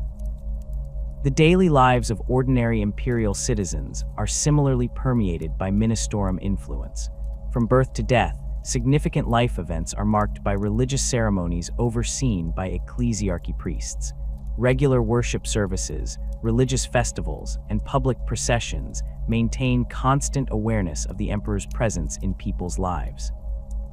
Even workplace activities often begin with prayers or devotional rituals, particularly in imperial institutions where Ministorum chaplains serve alongside regular personnel. This omnipresence gives the ecclesiarch tremendous soft power throughout the Imperium. While other High Lords control specific aspects of imperial governance, military forces, administrative functions, technological resources, the ecclesiarch influences the hearts and minds of trillions of human beings across the galaxy. This influence can be mobilized to support or undermine particular policies, making the Ministorum's cooperation essential for any significant imperial initiative. The ecclesiarchy's political power manifests most visibly in the phenomenon of imperial saints, individuals recognized for extraordinary service to the emperor and venerated after death. The canonization process, controlled entirely by the Ministorum, elevates certain imperial heroes to semi-divine status, creating powerful symbols that inspire devotion and emulation. By determining which individuals receive this honor, the ecclesiarchy shapes the Imperium's cultural memory and influences which virtues are most highly valued in imperial society. Notable imperial saints include Sebastian Thor himself, whose reforms saved the Imperium from Vander's corruption, Alicia Dominica, leader of the Brides of the Emperor who executed Vander and founded the Order's militant, and Saint Celestine, the living saint who has manifested on numerous battlefields throughout imperial history, most recently during the Terran Crusade and Indomitus Crusade. These figures serve as rallying points for imperial forces and powerful symbols of the Emperor's continued involvement in human affairs, despite his physical confinement to the Golden Throne. In the wake of the Great Rift's formation in the early 42nd millennium, the ecclesiarchy's role has become even more crucial. With many worlds cut off from Terra by impenetrable warp storms, faith in the Emperor provides essential stability and continuity for isolated populations. The Ministorum's decentralized structure has allowed local religious authorities to maintain spiritual leadership even in regions where communication with the wider Imperium has become impossible. The military might of the Imperium rests upon a complex command structure, with several key positions among the High Lords dedicated to directing humanity's endless wars across the galaxy. While the Master of the Administratum manages resources and the Fabricator General provides the tools of war, it falls to the military High Lords to deploy these assets against the Imperium's countless enemies. Chief among these martial authorities are the Lord Commander Militant of the Imperial Guard, the Grand Master of the Officio Assassinorum, the Master of the Adeptus Astra Telepathica, and the Lord High Admiral of the Imperial Navy. The Lord Commander Militant stands as the Supreme Commander of the Astra Militarum, formerly known as the Imperial Guard, the largest fighting force in human history. Commanding billions of soldiers across thousands of worlds, the Lord Commander Militant coordinates the Imperium's ground forces through a chain of command stretching from Terra to the farthest reaches of human space. This position evolved from the earlier title of Lord Commander of the Imperial Army during the aftermath of the Horus Heresy, when Robute Guilliman's reforms split the unified Imperial Army into separate ground and naval forces to prevent any future military leader from amassing the power that Horus had wielded. The headquarters of the Astra Militarum occupies a sprawling complex within the Imperial Palace, where the Lord Commander Militant maintains offices adjacent to the Strategic Command Center known as the Sanctum Imperialis Militarum. Here, massive hololithic displays project real-time data from battlefronts across the galaxy, while thousands of staff officers, strategists, and communication specialists work continuously to process information and relay orders. The walls of this chamber are lined with the regimental standards of particularly distinguished guard units, many dating back thousands of years. The current Lord Commander Militant, Tiberius Agarican, ascended to the position following the death of his predecessor during the chaos that accompanied the formation of the Great Rift. A veteran of campaigns against orcs in the Segmentum Tempestus, Agarican brings a pragmatic approach to his role, focusing on defensive consolidation rather than the ambitious expansionism favored by some previous Lords Militant. His stocky build and weathered face bear the scars of decades on the front lines, and he maintains the habit of wearing a standard-issue flak jacket over his ceremonial uniform, a gesture of solidarity with the common soldiers under his command. The practical authority of the Lord Commander Militant extends through a complex hierarchy of Lord Generals, and other officers commanding various formations of the Astra Militarum. The largest of these formations are the Segmentum Commands, each overseeing military operations within one of the 5 major divisions of Imperial space. Below these are sector commands, subsector commands, and various battlefield groupings organized according to the needs of specific campaigns. Coordination between these levels presents constant challenges, particularly given the vast distances involved and the limitations of interstellar communication. Orders from Terra might take weeks or even months to reach distant battlefronts, by which time conditions may have changed dramatically.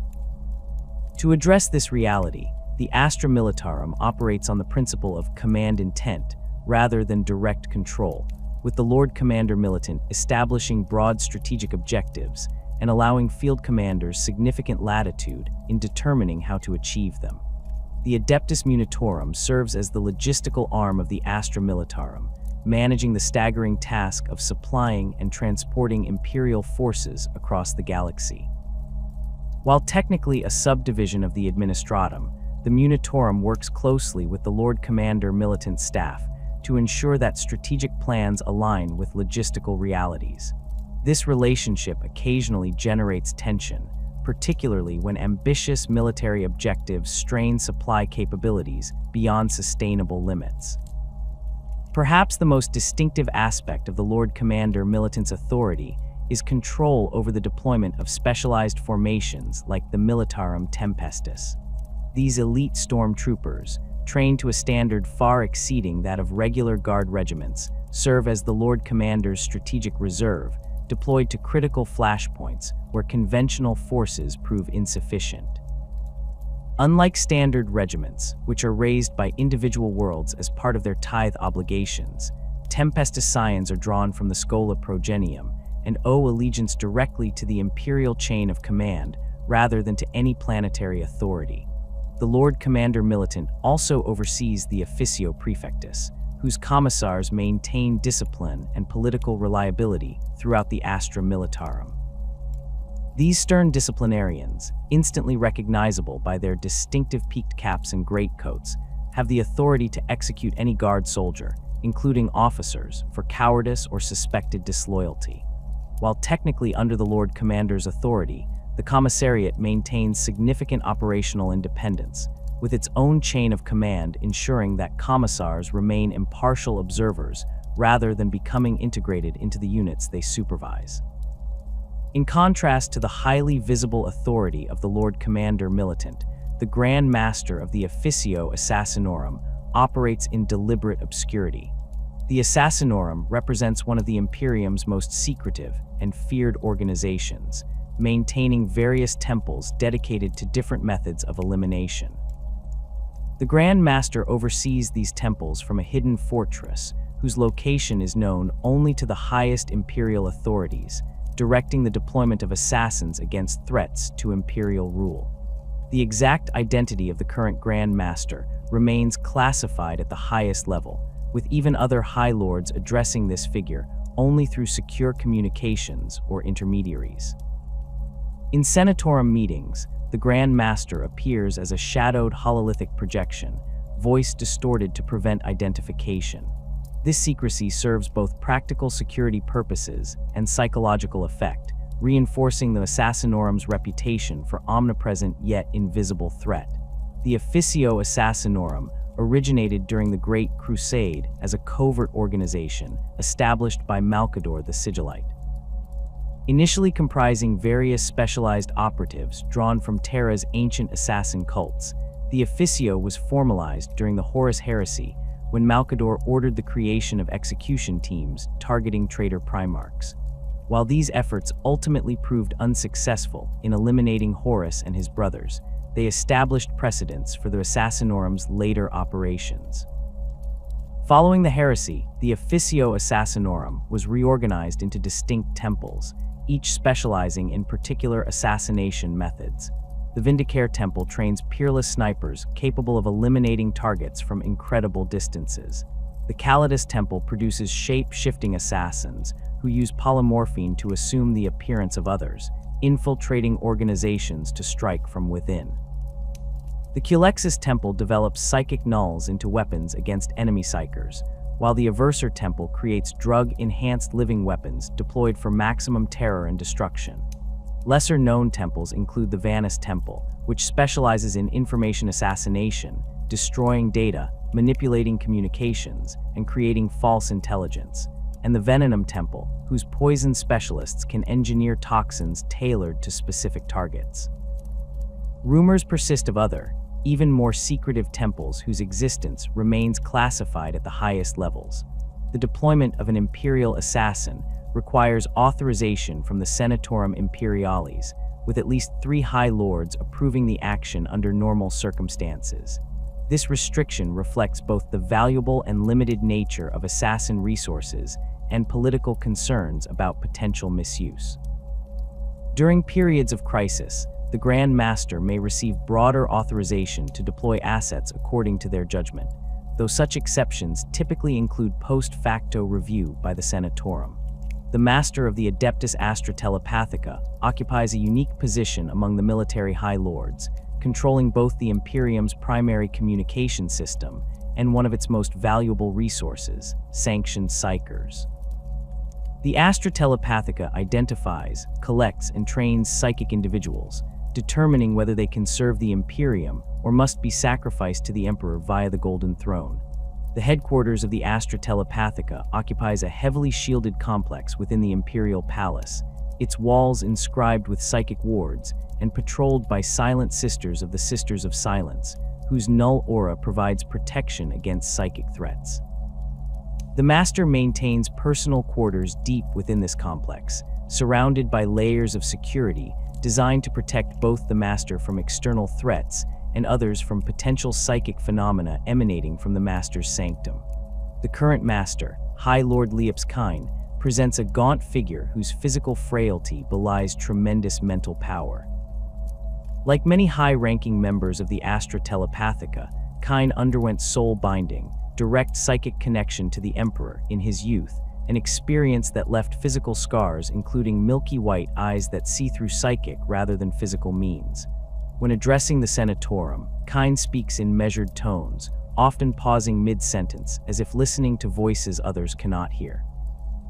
The Astra Telepathica's most visible function involves maintaining the astropathic choirs that enable faster-than-light communication across the Imperium. These choirs, composed of multiple psychers working in concert, can project messages through the warp over interstellar distances. The process remains imprecise and dangerous, with messages sometimes arriving garbled, delayed, or not at all depending on warp conditions. Nevertheless, without these psychic communications, the Imperium would fragment into isolated regions incapable of coordinated action.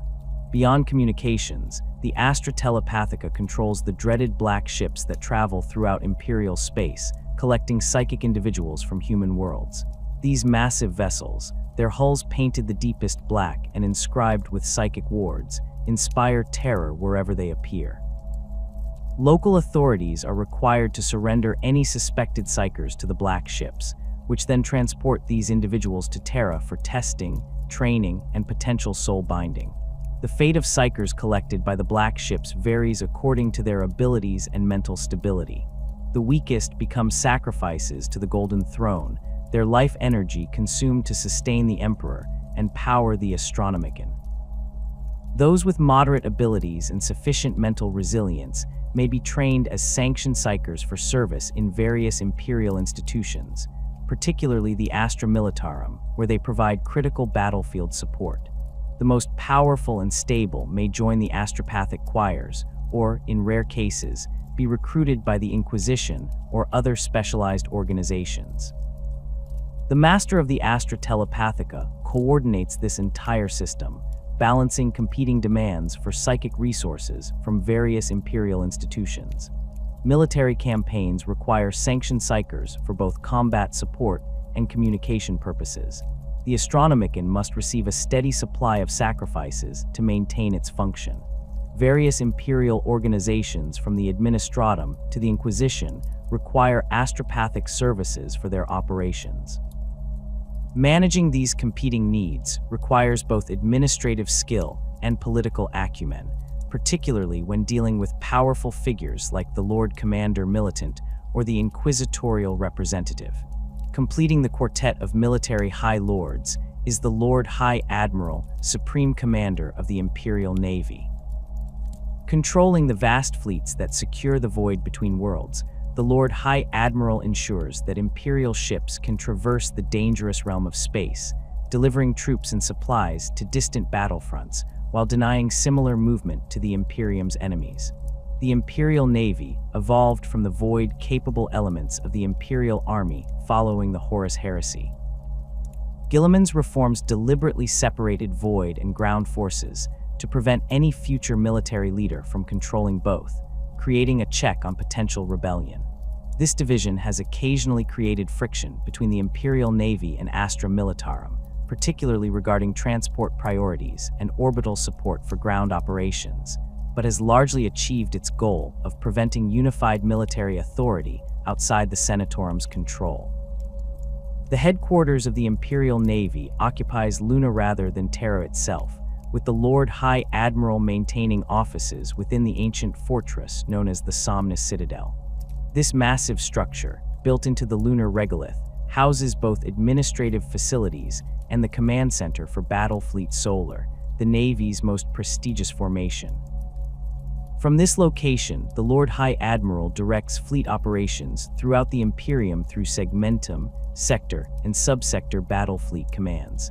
The current Lord High Admiral, Maxim Vortigern, presents a striking contrast to the Lord Commander Militant. Where Agarican emphasizes practical soldiering, Vortigern embodies the aristocratic tradition of the Navy's officer corps. Tall and slender, with precisely trimmed silver hair and a neatly waxed mustache, he presents an image of refined authority. His uniform bears the ceremonial golden aiguillettes and phalanx of campaign medals that signify his rank, while his hands remain soft and uncalloused, the hands of one who commands rather than serves. The Imperial Navy's structure reflects the realities of void warfare and interstellar travel. Ships are organized into battle fleets assigned to specific regions of space, with Battlefleet Solar defending the Sol system itself and additional battle fleets responsible for each segmentum, sector, and many subsectors.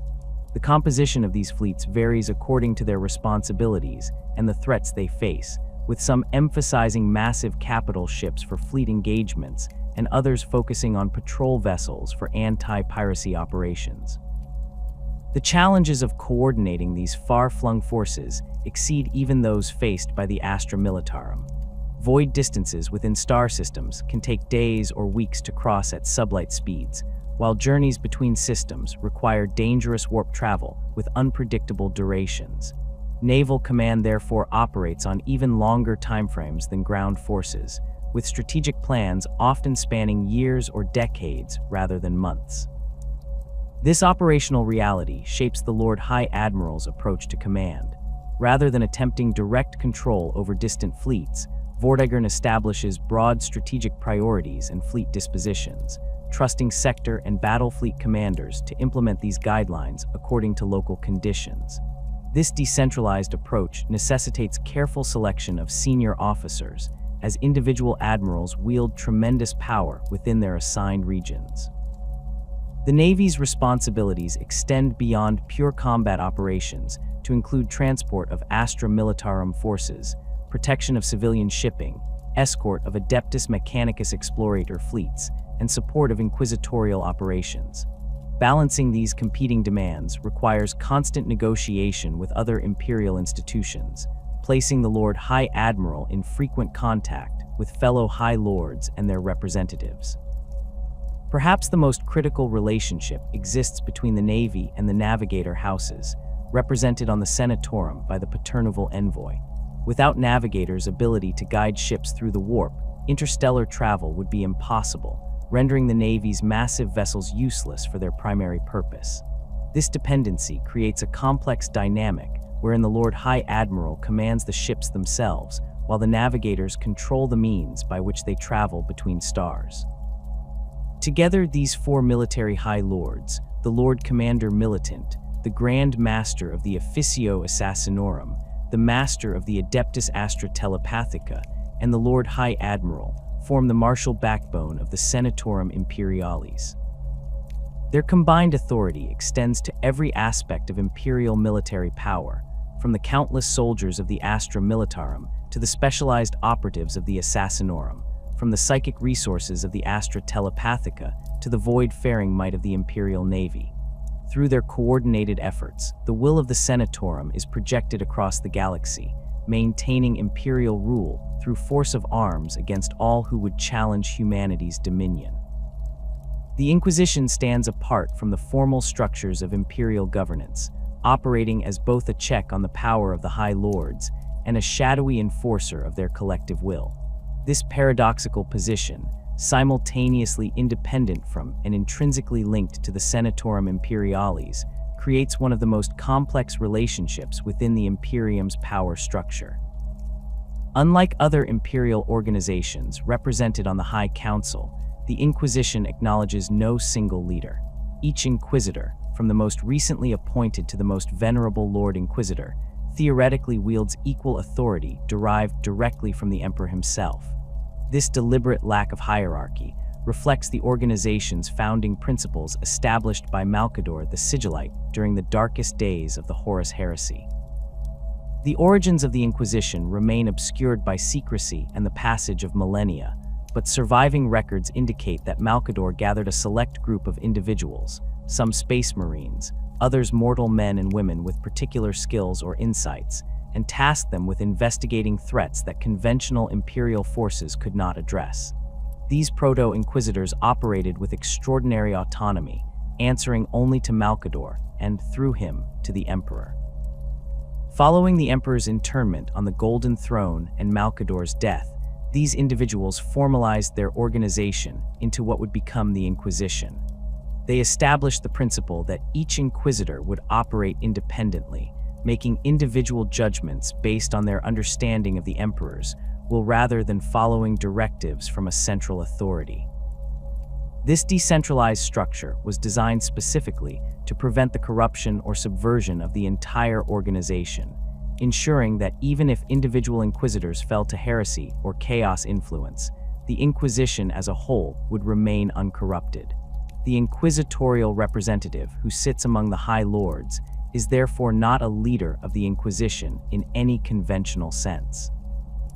Rather, this individual serves as a liaison between the Inquisition and the Senatorum Imperialis, conveying concerns from various inquisitorial conclaves while gathering information about High Lord deliberations that might be relevant to inquisitorial operations.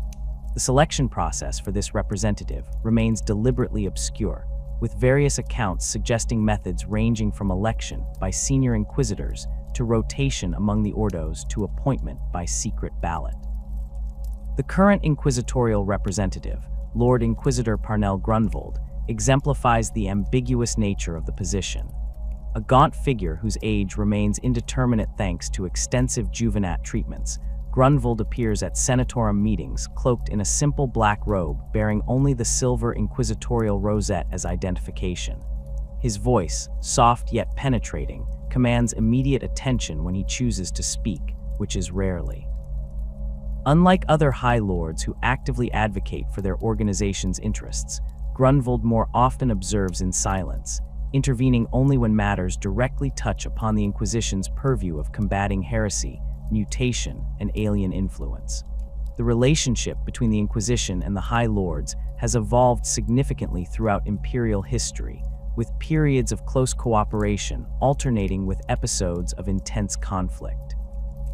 During the War of the Beast in the 32nd millennium, Inquisitor Veritas temporarily assumed unprecedented authority within the Senatorum, directing Imperial resources toward combating the massive Orquois that threatened Terra itself.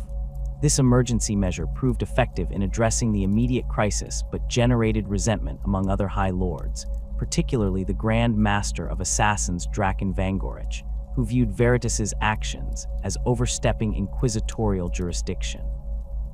The age of apostasy in the 36th millennium marked perhaps the most significant clash between the Inquisition and the High Lords. As Goj Vander consolidated power as both ecclesiarch and master of the Administratum, the Inquisition found itself in the uncomfortable position of investigating corruption at the highest levels of imperial governance. Lord Inquisitor Chevak attempted to present evidence of Vander's crimes to the Senatorum, but was blocked by Vander's supporters among the High Lords. This failure of institutional checks and balances allowed Vander's reign of terror to continue unchallenged for decades, demonstrating the limitations of inquisitorial authority when confronted with entrenched corruption within the Senatorum itself. The reforms implemented following Vander's eventual overthrow included strengthened provisions for inquisitorial oversight of High Lord activities.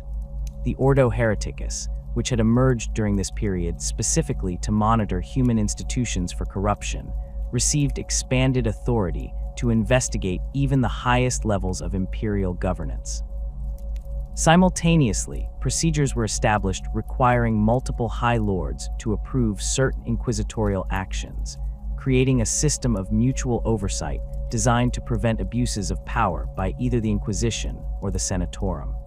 This balance of authority manifests most visibly in the declaration of excommunicate traitoris, the formal condemnation of an individual or organization as an enemy of the Imperium.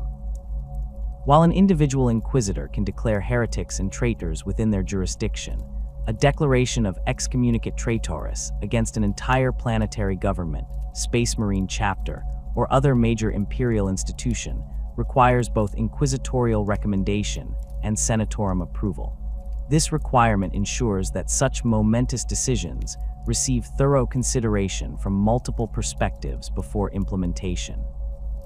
The practical application of this shared authority can be observed in several historical cases. When evidence emerged in the 38th millennium suggesting corruption within the Sons of Malice Space Marine chapter, Inquisitor Pietas conducted initial investigations, but required Senatorum authorization before declaring the entire chapter traitoris. Similarly, when the Badab War erupted in the early 41st millennium, the determination that Luft Huron and his astral claws had turned renegade involved both inquisitorial investigation and formal Senatorum declaration. Beyond these formal mechanisms, the relationship between the Inquisition and individual High Lords involves complex personal dynamics. Some High Lords maintain close working relationships with particular inquisitors, sharing information and coordinating activities against common threats. Others regard the Inquisition with suspicion or resentment, viewing its independent authority as a challenge to their own power or a potential threat to their autonomy. The Lord Commander Militant typically maintains pragmatic cooperation with the Inquisition, recognizing the value of inquisitorial intelligence for military planning, while occasionally chafing at inquisitorial requisition of Astra Militarum assets for operations outside regular chain of command. The Fabricator General tends toward greater wariness, as the Adeptus Mechanicus guards its technological secrets even from other imperial institutions, and resents inquisitorial scrutiny of its more esoteric research. The Ecclesiarch's relationship with the Inquisition remains particularly complex, shaped by the historical trauma of the Age of Apostasy and the ongoing tension between spiritual authority and inquisitorial oversight. Perhaps the most distinctive aspect of the Inquisition's relationship with the High Lords involves the organization's internal divisions. Unlike other imperial institutions represented on the Senatorum, which maintain clear hierarchical structures despite internal politics, the Inquisition encompasses diverse philosophical factions with fundamentally different approaches to their shared mission. These divisions sometimes lead to situations where different inquisitorial elements pursue conflicting agendas regarding the High Lords and imperial governance. The Thorian faction, which believes the Emperor will eventually reincarnate in a suitable human host, has historically advocated for stronger ties between the Inquisition and the Senatorum. Thorians argue that maintaining the Imperium's stability through effective governance creates the conditions necessary for the Emperor's potential return. This perspective leads Thorian Inquisitors to work collaboratively with the High Lords, providing intelligence and support while reserving their more intrusive powers for clear cases of corruption or heresy. In contrast, the monodominant faction views all potential threats to humanity with uncompromising hostility, including what they perceive as weakness or corruption within imperial governance itself.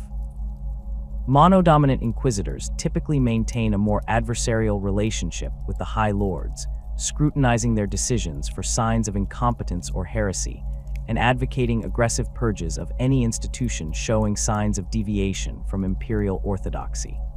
This approach has occasionally led to direct conflicts between monodominant inquisitors and High Lords they deemed insufficiently rigorous in prosecuting the Emperor's enemies. The Recongregator faction presents yet another perspective, believing that the Imperium's current institutions have grown too rigid and corrupt to fulfill their intended functions. Recongregators work subtly to reform or replace these institutions with more effective alternatives, sometimes operating at cross purposes to the established power structures represented by the High Lords. Their activities typically involve careful manipulation rather than direct confrontation, making their influence difficult to detect until significant changes have already been set in motion. These philosophical divisions ensure that the Inquisition never presents a unified front in its dealings with the Senatorum. The inquisitorial representative must navigate these internal conflicts while maintaining effective working relationships with the other High Lords, a balancing act that requires exceptional political skill and personal discretion. The Inquisition's physical presence on Terra reflects its ambiguous relationship with the formal structures of imperial power. Unlike other organizations represented on the Senatorum, which maintain prominent headquarters within the Imperial Palace complex, the Inquisition operates from multiple discrete facilities scattered throughout the palace and broader Terra. The most significant of these, the Inquisitorial Fortress, occupies a heavily fortified complex adjacent to the palace proper, accessible through hidden passages that bypass normal security checkpoints. Within this fortress, inquisitors from various ordos maintain chambers for research, interrogation, and temporary detention of suspects. The facility includes specialized containment cells for psychic prisoners, xenobiological specimens, and warp-tainted artifacts, each protected by multiple layers of physical and psychic security. Access to different sections requires varying levels of authorization, with the deepest vaults restricted to Lord Inquisitors of proven loyalty and exceptional mental fortitude. When matters require inquisitorial presence within the palace itself, Inquisitors typically operate from the Chamber of Vigilance, a secure facility maintained specifically for their use during periods of residence on Terra. This chamber, located near but distinctly separate from the Senatorum meeting halls, symbolizes the Inquisition's position, adjacent to but not fully integrated with the formal governance structures of the Imperium. The practical implementation of inquisitorial authority regarding the High Lords involves careful calibration of when to observe, when to advise, and when to intervene directly. Most inquisitorial monitoring occurs discreetly, with acolytes and agents gathering information about High Lord activities through networks of informants, psychic surveillance, and analysis of administrative records. This information flows to inquisitors responsible for monitoring particular aspects of imperial governance, who assess potential threats and determine appropriate responses. When concerns arise that do not constitute immediate threats, the inquisitorial representative typically raises these issues privately with relevant High Lords, seeking voluntary correction rather than forced compliance. This approach maintains productive working relationships while addressing potential problems before they require more drastic intervention. Only when evidence indicates serious corruption, heresy, or incompetence do inquisitors typically resort to their more intrusive powers, such as formal investigation with full inquisitorial authority, or, in extreme cases, direct action against High Lords deemed irredeemably corrupt. The balance between inquisitorial independence and High Lord authority faced unprecedented challenges following the formation of the Great Rift and the return of Roboute Guilliman as Lord Commander of the Imperium in the early 42nd millennium. Guilliman's assumption of extraordinary executive authority, while technically approved by the Senatorum, fundamentally altered the power dynamics that had governed imperial leadership for 10 millennia. The Inquisition found itself navigating unfamiliar territory, assessing whether Guilliman's reforms represented necessary adaptation to existential threats or dangerous concentration of power in a single individual. The Senatorum Imperialis has endured for 10 millennia, but its authority has never remained static. Throughout imperial history, various crises and power shifts have dramatically altered the balance of power among the High Lords, sometimes threatening the very existence of the Council itself. From religious upheaval to assassination plots, from external invasions to internal rebellions, the High Lords have faced numerous challenges to their collective authority. The Age of Apostasy in the 36th millennium stands as perhaps the most significant internal crisis in the history of the Senatorum Imperialis. This dark period began with the rise of Goj Vander, a man whose ambition was matched only by his cunning. Originally a mid-level functionary within the Administratum, Vander's career advanced rapidly through a combination of political maneuvering, blackmail, and the occasional well-timed assassination. His ascension to master of the Administratum placed him among the High Lords, but his ambition extended far beyond a single seat on the council. When the Ecclesiarch Paulis III died in suspicious circumstances, Vander moved quickly to exploit the resulting confusion. The Adeptus Ministorum Synod of Cardinals had selected Patriarch Alexis of Gathalamor as the new Ecclesiarch, but before Alexis could be installed, Vander presented fabricated evidence to the Synod, suggesting that their chosen candidate harbored heretical beliefs. In the ensuing panic, Vander used his authority as master of the Administratum to declare Alexis excommunicate, and in a stunning power grab, appointed himself as the new Ecclesiarch. This unprecedented concentration of power, control over both the Imperium's administrative apparatus and its dominant religious institution, gave Vander authority unmatched since the days of the Primarchs.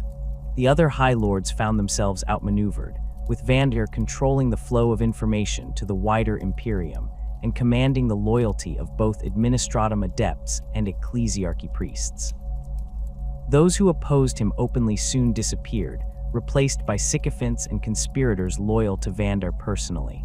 Vander's reign, which historians would later call the Reign of Blood, lasted for 7 decades. During this time, he ruled through terror and fanaticism, ordering purges of suspected enemies and diverting vast imperial resources to monumental projects glorifying himself. Billions died in wars fought for no purpose, beyond satisfying Vander's paranoia or ego, while countless worlds suffered as their resources were stripped to feed his megalomania. The Adeptus Astartes largely withdrew from imperial politics during this period, focusing on defending the Imperium's borders, while the High Lords descended into madness and corruption. The Adeptus Mechanicus similarly retreated to its Forge worlds, maintaining minimal contact with Terra and quietly stockpiling weapons should direct confrontation with Vander's forces become necessary. This withdrawal of key imperial institutions further consolidated Vander's power, as potential sources of organized resistance removed themselves from the equation. Vander's personal guard, the Brides of the Emperor, enforced his will with fanatical devotion. Originally the Daughters of the Emperor, a minor militant order from the world of San Lear, these warriors had been deceived by Vander's false miracles into believing he enjoyed the Emperor's personal protection. Clad in power armor of burnished gold and armed with master-crafted weapons, the Brides executed Vander's enemies without question or mercy, including several High Lords who attempted to challenge his authority. The Age of Apostasy finally ended through the confluence of several factors. Sebastian Thor, a charismatic preacher from the world of Dimammer, began openly denouncing Vander's corruption, gathering a following known as the Confederation of Light. Simultaneously, a group of Space Marine chapters including the Imperial Fists, Black Templars, and Fire Hawks formed the Astartes Reformation, determined to end Vander's rule by force if necessary. The Mechanicus emerged from its isolation, adding its considerable military might to the growing rebellion. As these forces converged on Terra, Vander's position grew increasingly desperate.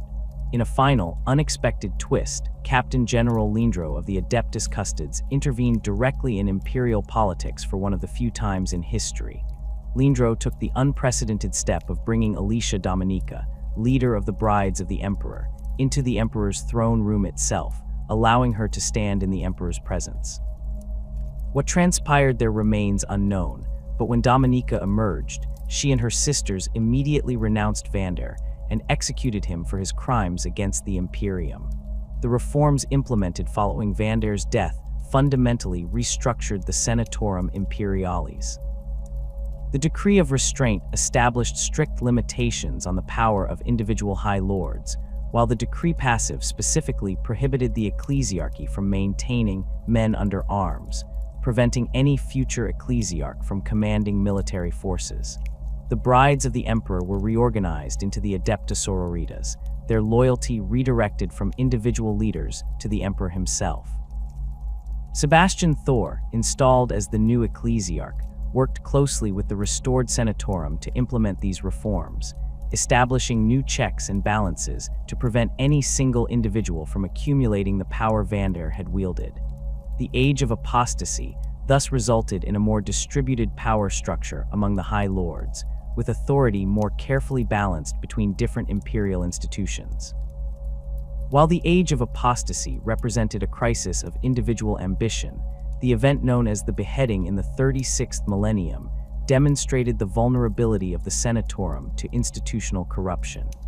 This shocking episode began when the Grand Master of Assassins, Draken Vangorich, orchestrated the simultaneous elimination of all 11 other High Lords during a routine Senatorum meeting.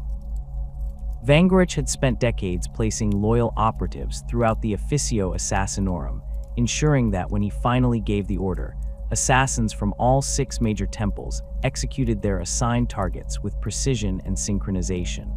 The Lord Commander Militant died from a Vindicare's bullet to the brain. The ecclesiarch succumbed to a Calidus assassin who had replaced his personal physician weeks earlier. The Fabricator General's mechanical body was torn apart by an Aversir in a berserk frenzy. Within a single hour, the leadership of the Imperium had been decapitated, leaving Vangorich as the sole surviving High Lord. The motives behind Vangorich's coup remain disputed by Imperial historians.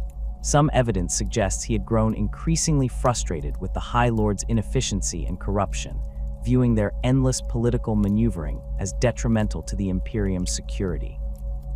Other accounts indicate that Vangorich himself had fallen to madness or possibly chaos influence, his judgment corrupted by decades commanding the Imperium's most secretive and deadly organization. Whatever his initial intentions, Vangorich's rule quickly descended into tyranny. For nearly 100 years, he governed the Imperium as its sole authority, appointing puppet High Lords who rubber-stamped his decisions without question. The Officio Assassinorum became the dominant force in imperial politics, with even planetary governors and sector lords living in fear of Vangorich's assassins. Policies became increasingly erratic as Vangorich aged, with resources diverted to nonsensical projects while genuine threats received inadequate attention. The beheading finally ended when the Adeptus Astartes intervened directly. The Horus Heresy had taught the Imperium the danger of space marines involving themselves in politics, but the chapter masters of the Imperial Fists, Halo Brethren, and Sable Swords determined that Vangorich's continued rule represented an existential threat that overrode this principle. A strike force led by Chapter Master Thane of the Imperial Fists assaulted the Officio Assassinorum's headquarters on Terra, fighting through layers of deadly defenses to reach Vangorich himself. The battle that followed became legendary even by Space Marine standards. Vangorich had prepared for this eventuality, surrounding himself with the deadliest assassins from every temple. The Space Marines suffered grievous casualties, with only Thane himself surviving to confront Vangorich directly. The Grand Master of Assassins died by Thane's hand, ending the century-long tyranny and allowing the restoration of proper imperial governance. The aftermath of the beheading saw significant reforms to the Officio Assassinorum's relationship with the Senatorum. New protocols required multiple High Lord authorization for major assassin deployments, while the internal structure of the Officio was modified to prevent any future Grand Master from exercising the kind of absolute control Vangorich had established. The Adeptus Astartes representatives who had participated in the operation withdrew once more from imperial politics, reaffirming their commitment to military rather than governmental functions. While the age of apostasy and the beheading represented internal threats to the Senatorum's authority, the plague of unbelief in the 37th millennium demonstrated how external factors could disrupt imperial governance.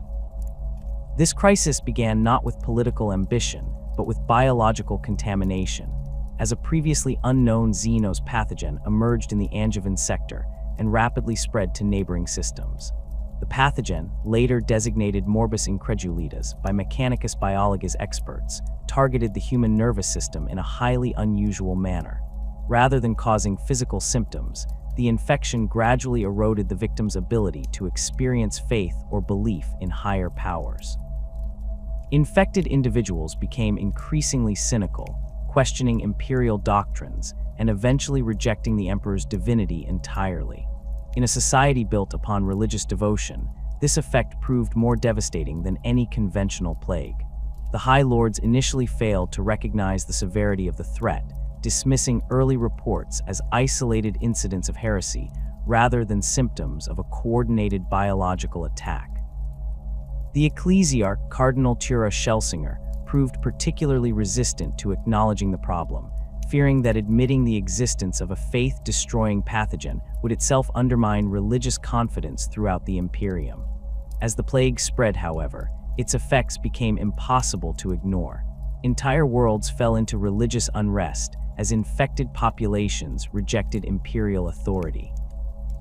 The Adeptus Ministorum found itself unable to maintain spiritual control, with preachers' words falling on deaf ears, or worse, provoking open mockery. In several systems, planetary governors infected by the pathogen formally renounced their oaths to the emperor, declaring independence from what they now viewed as a superstitious and oppressive regime. The Senatorum's response remained fragmented and ineffective for nearly a decade, with different High Lords advocating contradictory approaches. The Lord Commander Militant pushed for military quarantine of affected regions, while the Fabricator General focused on developing a biological countermeasure. The Ecclesiarch insisted on massive religious processions and prayer campaigns, which inadvertently accelerated the pathogen's spread by bringing uninfected faithful into contact with carriers. The crisis reached its peak when the plague appeared on several worlds in the solar system itself, including Luna and Mars. With Terra potentially threatened, the High Lords finally unified behind a comprehensive response strategy. The Inquisition received extraordinary authority to coordinate containment efforts, with Lord Inquisitor Vult of the Ordo Hereticus taking effective command of the situation despite not technically holding a High Lord position. Under Vult's direction, the Imperium finally contained and eventually eliminated the plague of unbelief through a combination of strict quarantine measures, targeted elimination of infected populations, and a biological countermeasure developed through collaboration between the Mechanicus and certain radical elements of the Ordo Xenos, who specialized in adapting alien technologies for imperial use. The aftermath of the plague saw a significant restructuring of the Senatorum's approach to biological threats. The Adeptus Mechanicus established a permanent biologist containment division with direct reporting lines to both the Fabricator General and the Inquisitorial Representative. New protocols were implemented for early detection and response to unusual outbreaks, with authority to bypass normal bureaucratic channels during confirmed pandemics. Perhaps most significantly, the experience demonstrated the vulnerability of faith itself as a foundation of imperial control, leading to increased emphasis on physical and psychological conditioning in imperial institutions to supplement religious devotion. The most recent and perhaps most profound shift in the High Lord's authority occurred with the return of Robute Guilliman in the 42nd millennium.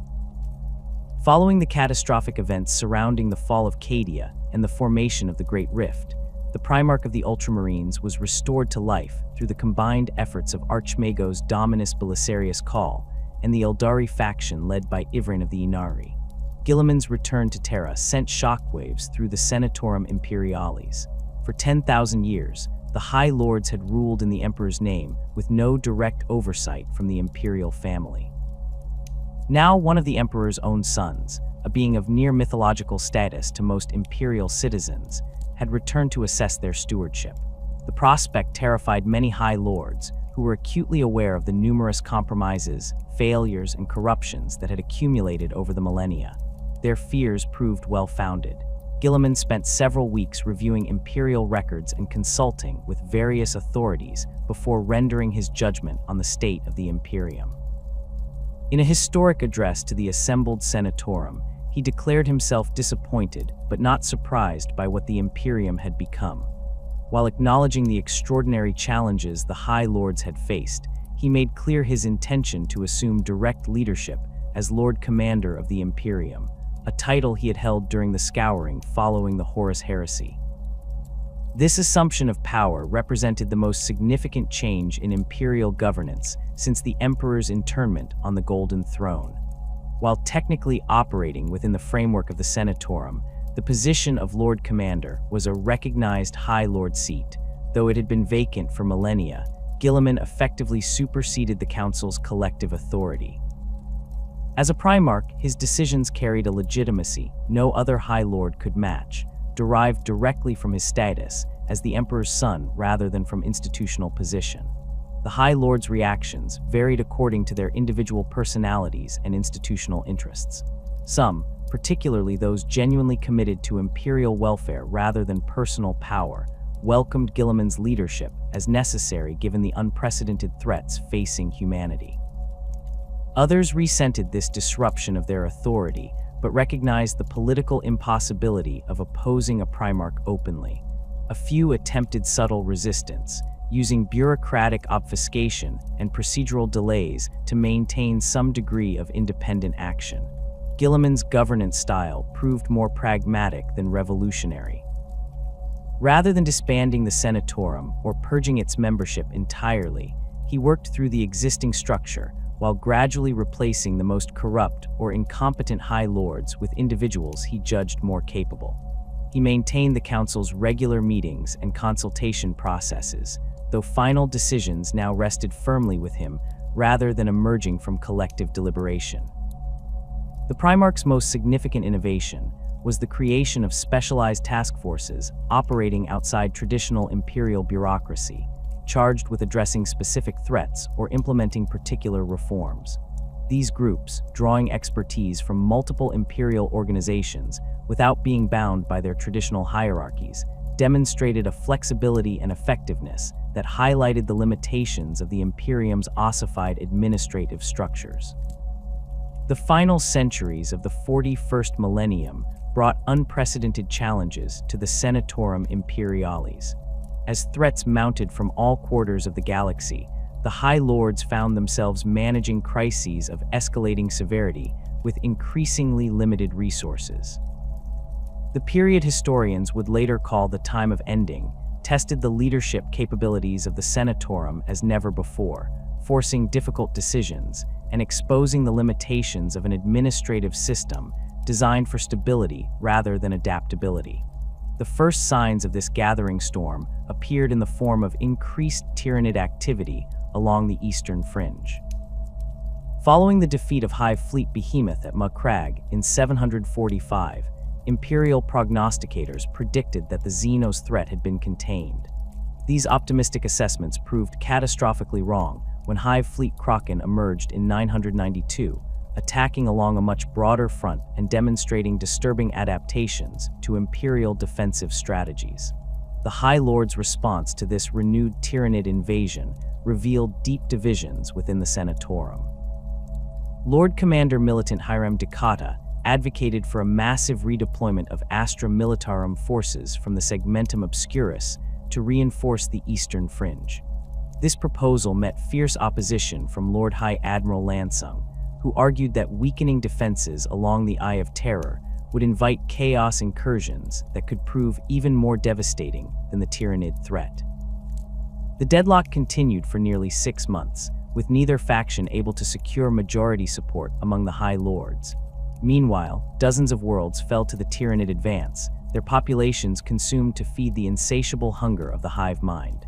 The Ultramarines chapter and their successor chapters bore the brunt of the fighting during this period, with Chapter Master Marnius Calgar personally leading defensive actions on several critical worlds. The stalemate finally broke when Fabricator General Hieronymus Tesla presented evidence suggesting that the Tyrannids were specifically targeting Forge worlds in the region, possibly attracted by their high energy outputs or seeking their technological resources.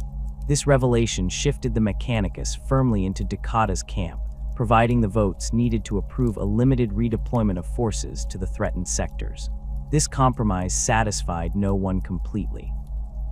The reinforcements proved insufficient to fully halt the Tyrannid advance, while the reduced defenses in the Segmentum Obscurus created vulnerabilities that Chaos forces were quick to exploit. Lord Inquisitor Hezekiah Carmelis of the Ordo Xenos publicly criticized the High Lords' half measures and hesitation, a rare breach of the usual discretion maintained by inquisitorial representatives to the Senatorum. The Tyrannid crisis had barely been contained when a new threat emerged in the form of Gozkul Mag, Uruk Thraka's second invasion of Armageddon in the year 998 of the 41st millennium. The Orc warlord's previous attack had been repelled through the heroic efforts of the Steel Legion and several Space Marine chapters, but his return with a vastly larger Wa caught the High Lords by surprise. Many had dismissed intelligence reports of Gozkul's growing strength, believing the Orc threat to be fundamentally limited by the species' internal conflicts and lack of strategic coordination.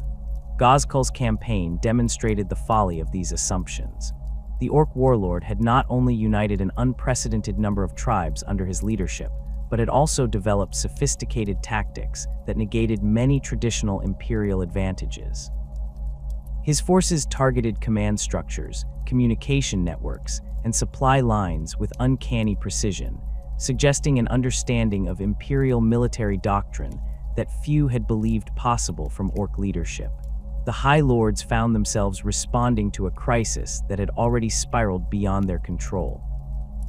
The Ecclesiarch, Cardinal Ignatius IX, authorized the mobilization of all Fraterus militia forces in neighboring sectors, temporarily setting aside the restrictions of the decree passive through a legal technicality that classified these forces as defensive auxiliaries rather than standing armies.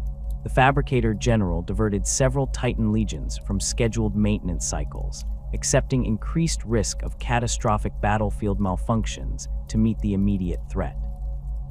These emergency measures stabilized the situation temporarily, but highlighted the reactive nature of Senatorum governance.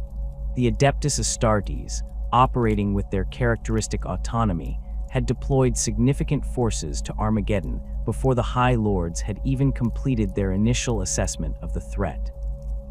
This disparity in response times became a point of contention during subsequent Senatorum deliberations, with several High Lords questioning whether the Council's cumbersome decision-making processes remained viable in an era of increasingly rapid and unpredictable threats. As the Armageddon conflict settled into a grueling war of attrition, the High Lords faced yet another crisis with the emergence of Abaddon's 13th Black Crusade in 999. Unlike previous Black Crusades, which had generally focused on specific objectives before withdrawing back into the Eye of Terror, Abaddon's latest campaign represented a comprehensive assault on the Cadian Gate, threatening to remove the primary bulwark that had contained Chaos forces for millennia. The timing could not have been worse for the Senatorum.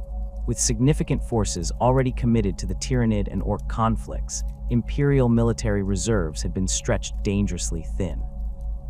Lord Commander Militant Decata, facing the greatest challenge of his tenure, ordered the activation of all reserve regiments throughout the Segmentum Solar and Segmentum Obscurus, including units that had been deemed combat ineffective due to understrength numbers or equipment shortages.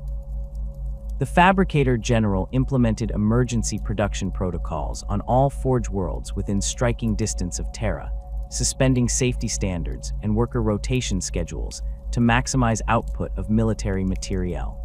Reports from this period indicate that some Forge World facilities operated continuously for years without shutdown, with worker mortality rates reaching unprecedented levels as exhaustion and industrial accidents took their toll.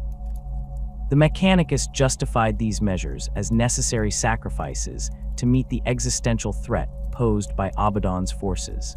The Ecclesiarchy played a crucial role in maintaining public morale during this period.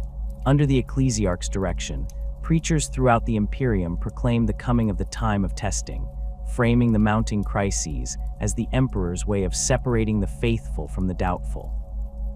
Massive prayer gatherings were organized on thousands of worlds, while penitent crusades set out toward conflict zones, their participants seeking redemption through sacrifice in the Emperor's name. Behind the public displays of confidence, however, the High Lords engaged in increasingly desperate contingency planning. Sealed records from this period, only declassified after Guilliman's return, reveal that the Senatorum authorized the preparation of continuity of governance protocols should Terra itself come under direct attack. These plans included the establishment of secondary command centers in distant sectors and the identification of potential successor bodies should the High Lords be unable to function. The Master of the Astronomicon, Lord Hydraspex Adamantium, reported growing difficulties in maintaining the psychic beacon's stability as warp storms proliferated throughout the galaxy. The increased demand for psychic sacrifices strained even the Black Ship's capacity to deliver suitable candidates, leading to the implementation of more aggressive psyker collection policies on worlds previously exempted due to low psyker birth rates or political considerations.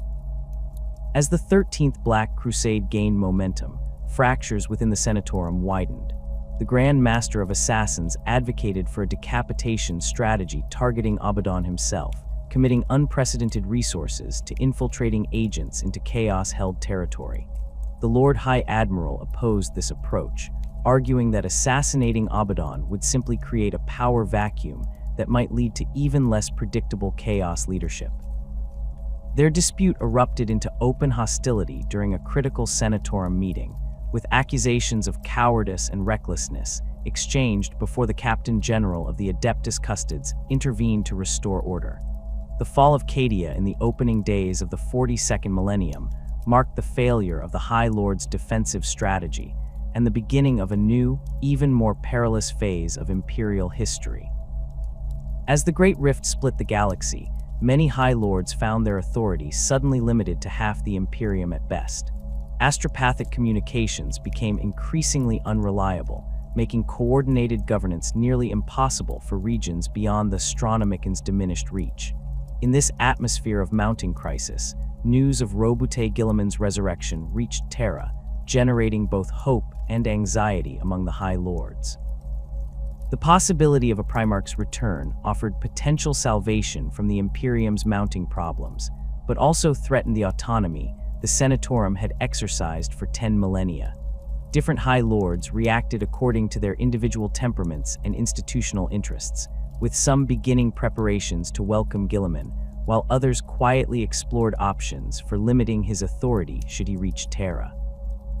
The period known as the Gathering Storm saw a significant shift in the Senatorum's internal power dynamics.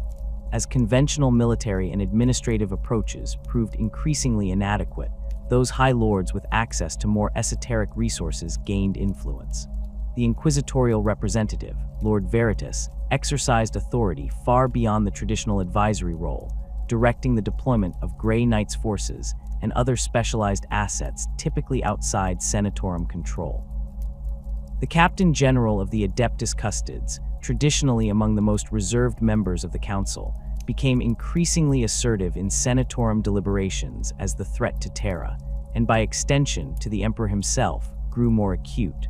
The Terran Crusade, which brought Guilliman to Terra through a gauntlet of enemies, occurred without direct Senatorum involvement.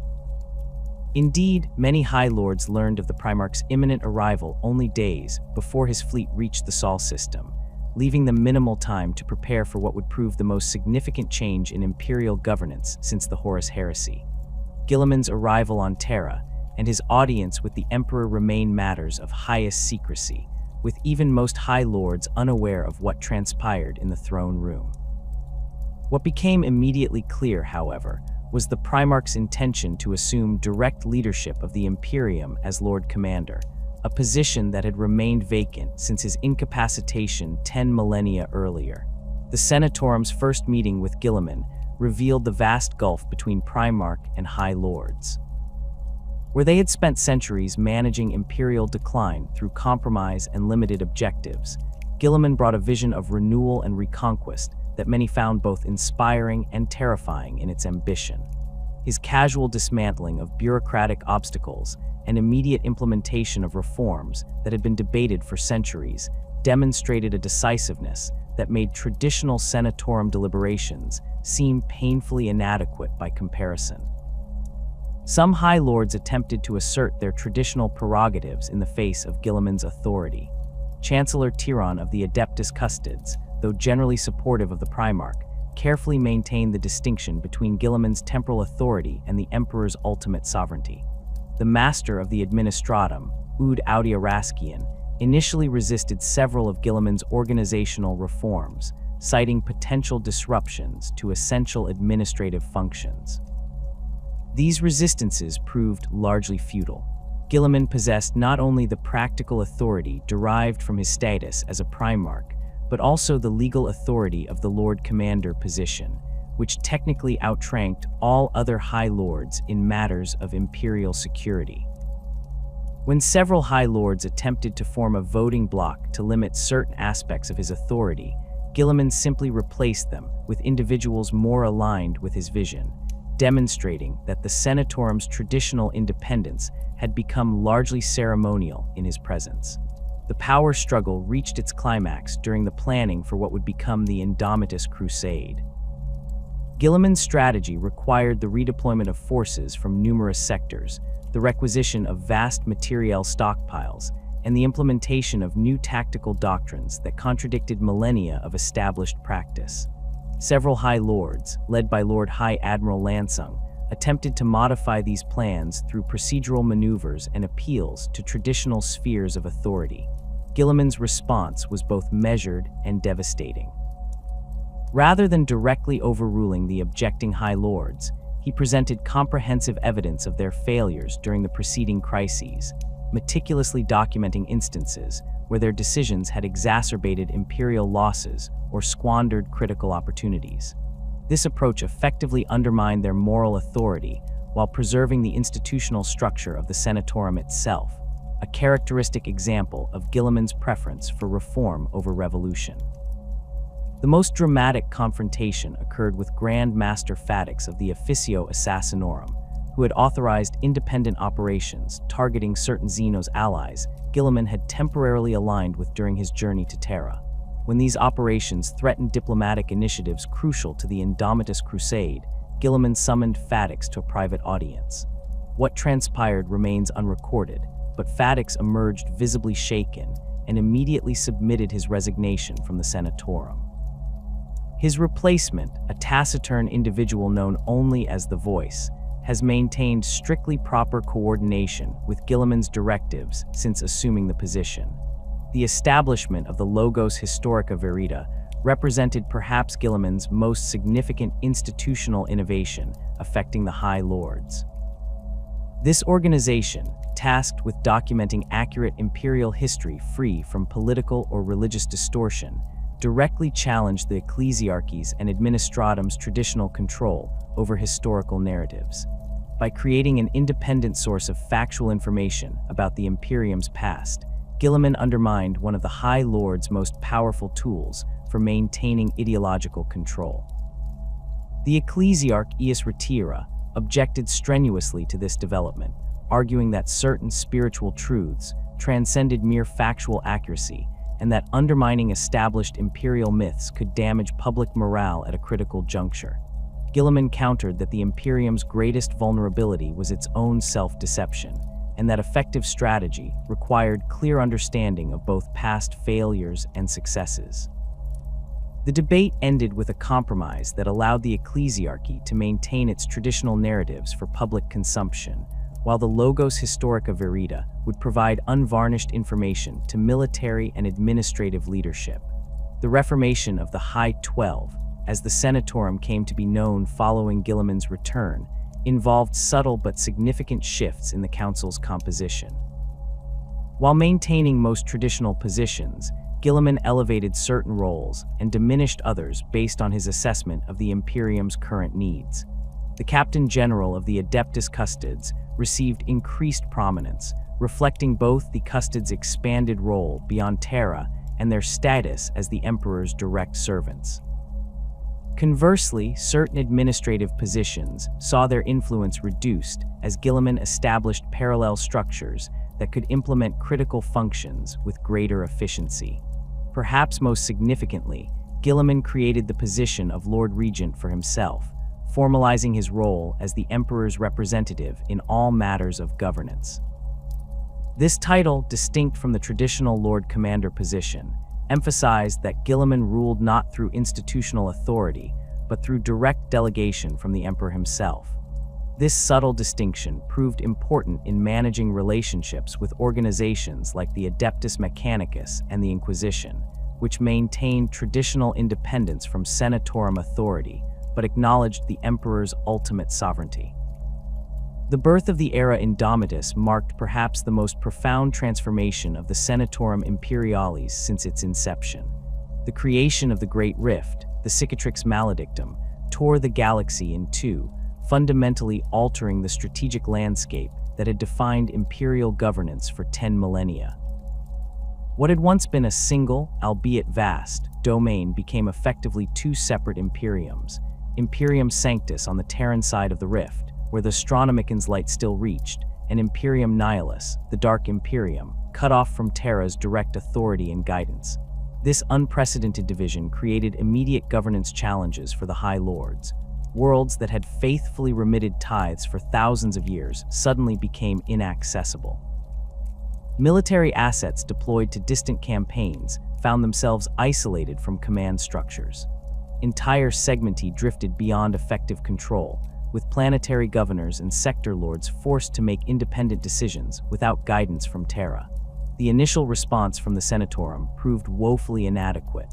Accustomed to managing a unified imperium through established bureaucratic channels, many High Lords struggled to adapt to a reality where those channels no longer functioned.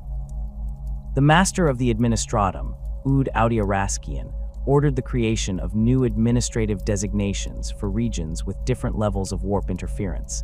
a technically sound but practically meaningless gesture when astropathic communications couldn't penetrate the rift at all. The Lord Commander Militant authorized increasingly desperate military measures, including suicide missions to establish communication relays through the Great Rift. Most of these expeditions vanished without trace, while the few that returned brought reports of horrific warp phenomena that defied conventional understanding. The master of the Astronomicon reported unprecedented strain on the psychic choir as they struggled to maintain the beacon's strength against the reality-warping influence of the rift. It was amid this escalating crisis that Roboute Guilliman returned to Terra and assumed the mantle of Lord Commander of the Imperium. The Primarch's first comprehensive assessment of the Senatorum's response to the Great Rift was scathing. In a closed session documented only in the most restricted Imperial archives, Guilliman reportedly described the High Lord's efforts as rearranging ceremonial chairs while the palace burns around you. Guilliman's reforms began with personnel changes. Several High Lords who had proven particularly ineffective during the initial crisis were removed from their positions, replaced by individuals Guilliman judged more capable of adaptive thinking. The new master of the Administratum, Violetta Roskavna, came not from the traditional Terran administrative hierarchy, but from the governance structure of Ultramar, bringing experience in managing semi-autonomous regions with limited central oversight. The most significant structural innovation was Guilliman's appointment of tetrarchs to oversee quadrants of Imperium Sanctus. Drawing on the governance model he had established in Ultramar millennia earlier, these tetrarchs received broad authority to make decisions without consulting Terra when circumstances required immediate action. Each was selected for their particular expertise. Decimus Felix, a newly elevated Primaris Space Marine, brought military acumen. Agnathio, a veteran Administratum prefect, contributed bureaucratic expertise. Maximus Thane, former chapter master of the Imperial Fists, provided strategic insight. And Sister Emilian of the Order of the Ebon Chalice added spiritual authority and inquisitorial connections. This tetrarch system represented a significant departure from traditional imperial governance. Where the High Lords had previously maintained direct authority over all imperial territory through rigid hierarchical structures, Guilliman's model acknowledged the practical impossibility of centralized control in an era of unreliable communications and constant warp disruption. The tetrarchs functioned as extensions of Guilliman's authority, able to make binding decisions in his name without the delays of consultation with Terra. The Senatorum's reaction to this innovation ranged from cautious acceptance to outright hostility. The Fabricator General, recognizing the practical benefits for maintaining supply chains and Forge World coordination, supported the Tetrarch system while negotiating specific protections for Mechanicus autonomy within the new framework. The Ecclesiarch proved more resistant, concerned that regional religious variations might emerge without direct oversight from Terra, potentially leading to doctrinal drift or even heresy. Most opposed was the Grand Master of the Administratum, who saw the Tetrarchs as undermining the bureaucratic structures that had defined imperial governance for millennia. This opposition diminished significantly after Guilliman replaced the initial Grand Master with Ras Kavana, though pockets of resistance remained throughout the higher echelons of the Administratum, particularly among officials whose authority and influence diminished under the new system. The practical implementation of these reforms faced significant challenges. Imperial bureaucracy had evolved over 10,000 years into a system of extraordinary complexity, with countless interdependencies and obscure but crucial functions. Attempts to streamline decision-making processes often revealed unexpected connections, where altering one administrative procedure created cascading effects through seemingly unrelated departments. Guilliman's experience governing Ultramar proved invaluable in navigating these complexities, but even the Primarch's superhuman intellect found the task daunting. The division of the Imperium by the Great Rift necessitated fundamental reconsideration of resource allocation and military strategy. Regions that had previously been classified as low-priority frontier zones suddenly became critical buffer territories against potential incursions from beyond the rift. Conversely, once vital strategic locations became practically irrelevant when warp routes shifted or disappeared entirely. The Senatorum found itself continuously revising tithe assessments, military deployments, and administrative priorities as the new galactic reality became clearer. Particularly complex was the question of governance in Imperium Nihilus. With direct authority impossible to maintain, Guilliman designated Lord Commander Dante of the Blood Angels as regent of the Dark Imperium. This appointment reflected both practical and symbolic considerations. Dante commanded tremendous respect among both Astartes and mortal authorities, while the Blood Angels' homeworld of Baal occupied a relatively central position within Nihilus. The relationship between Dante's authority in Nihilus and the Senatorum on Terra developed into a delicate balance.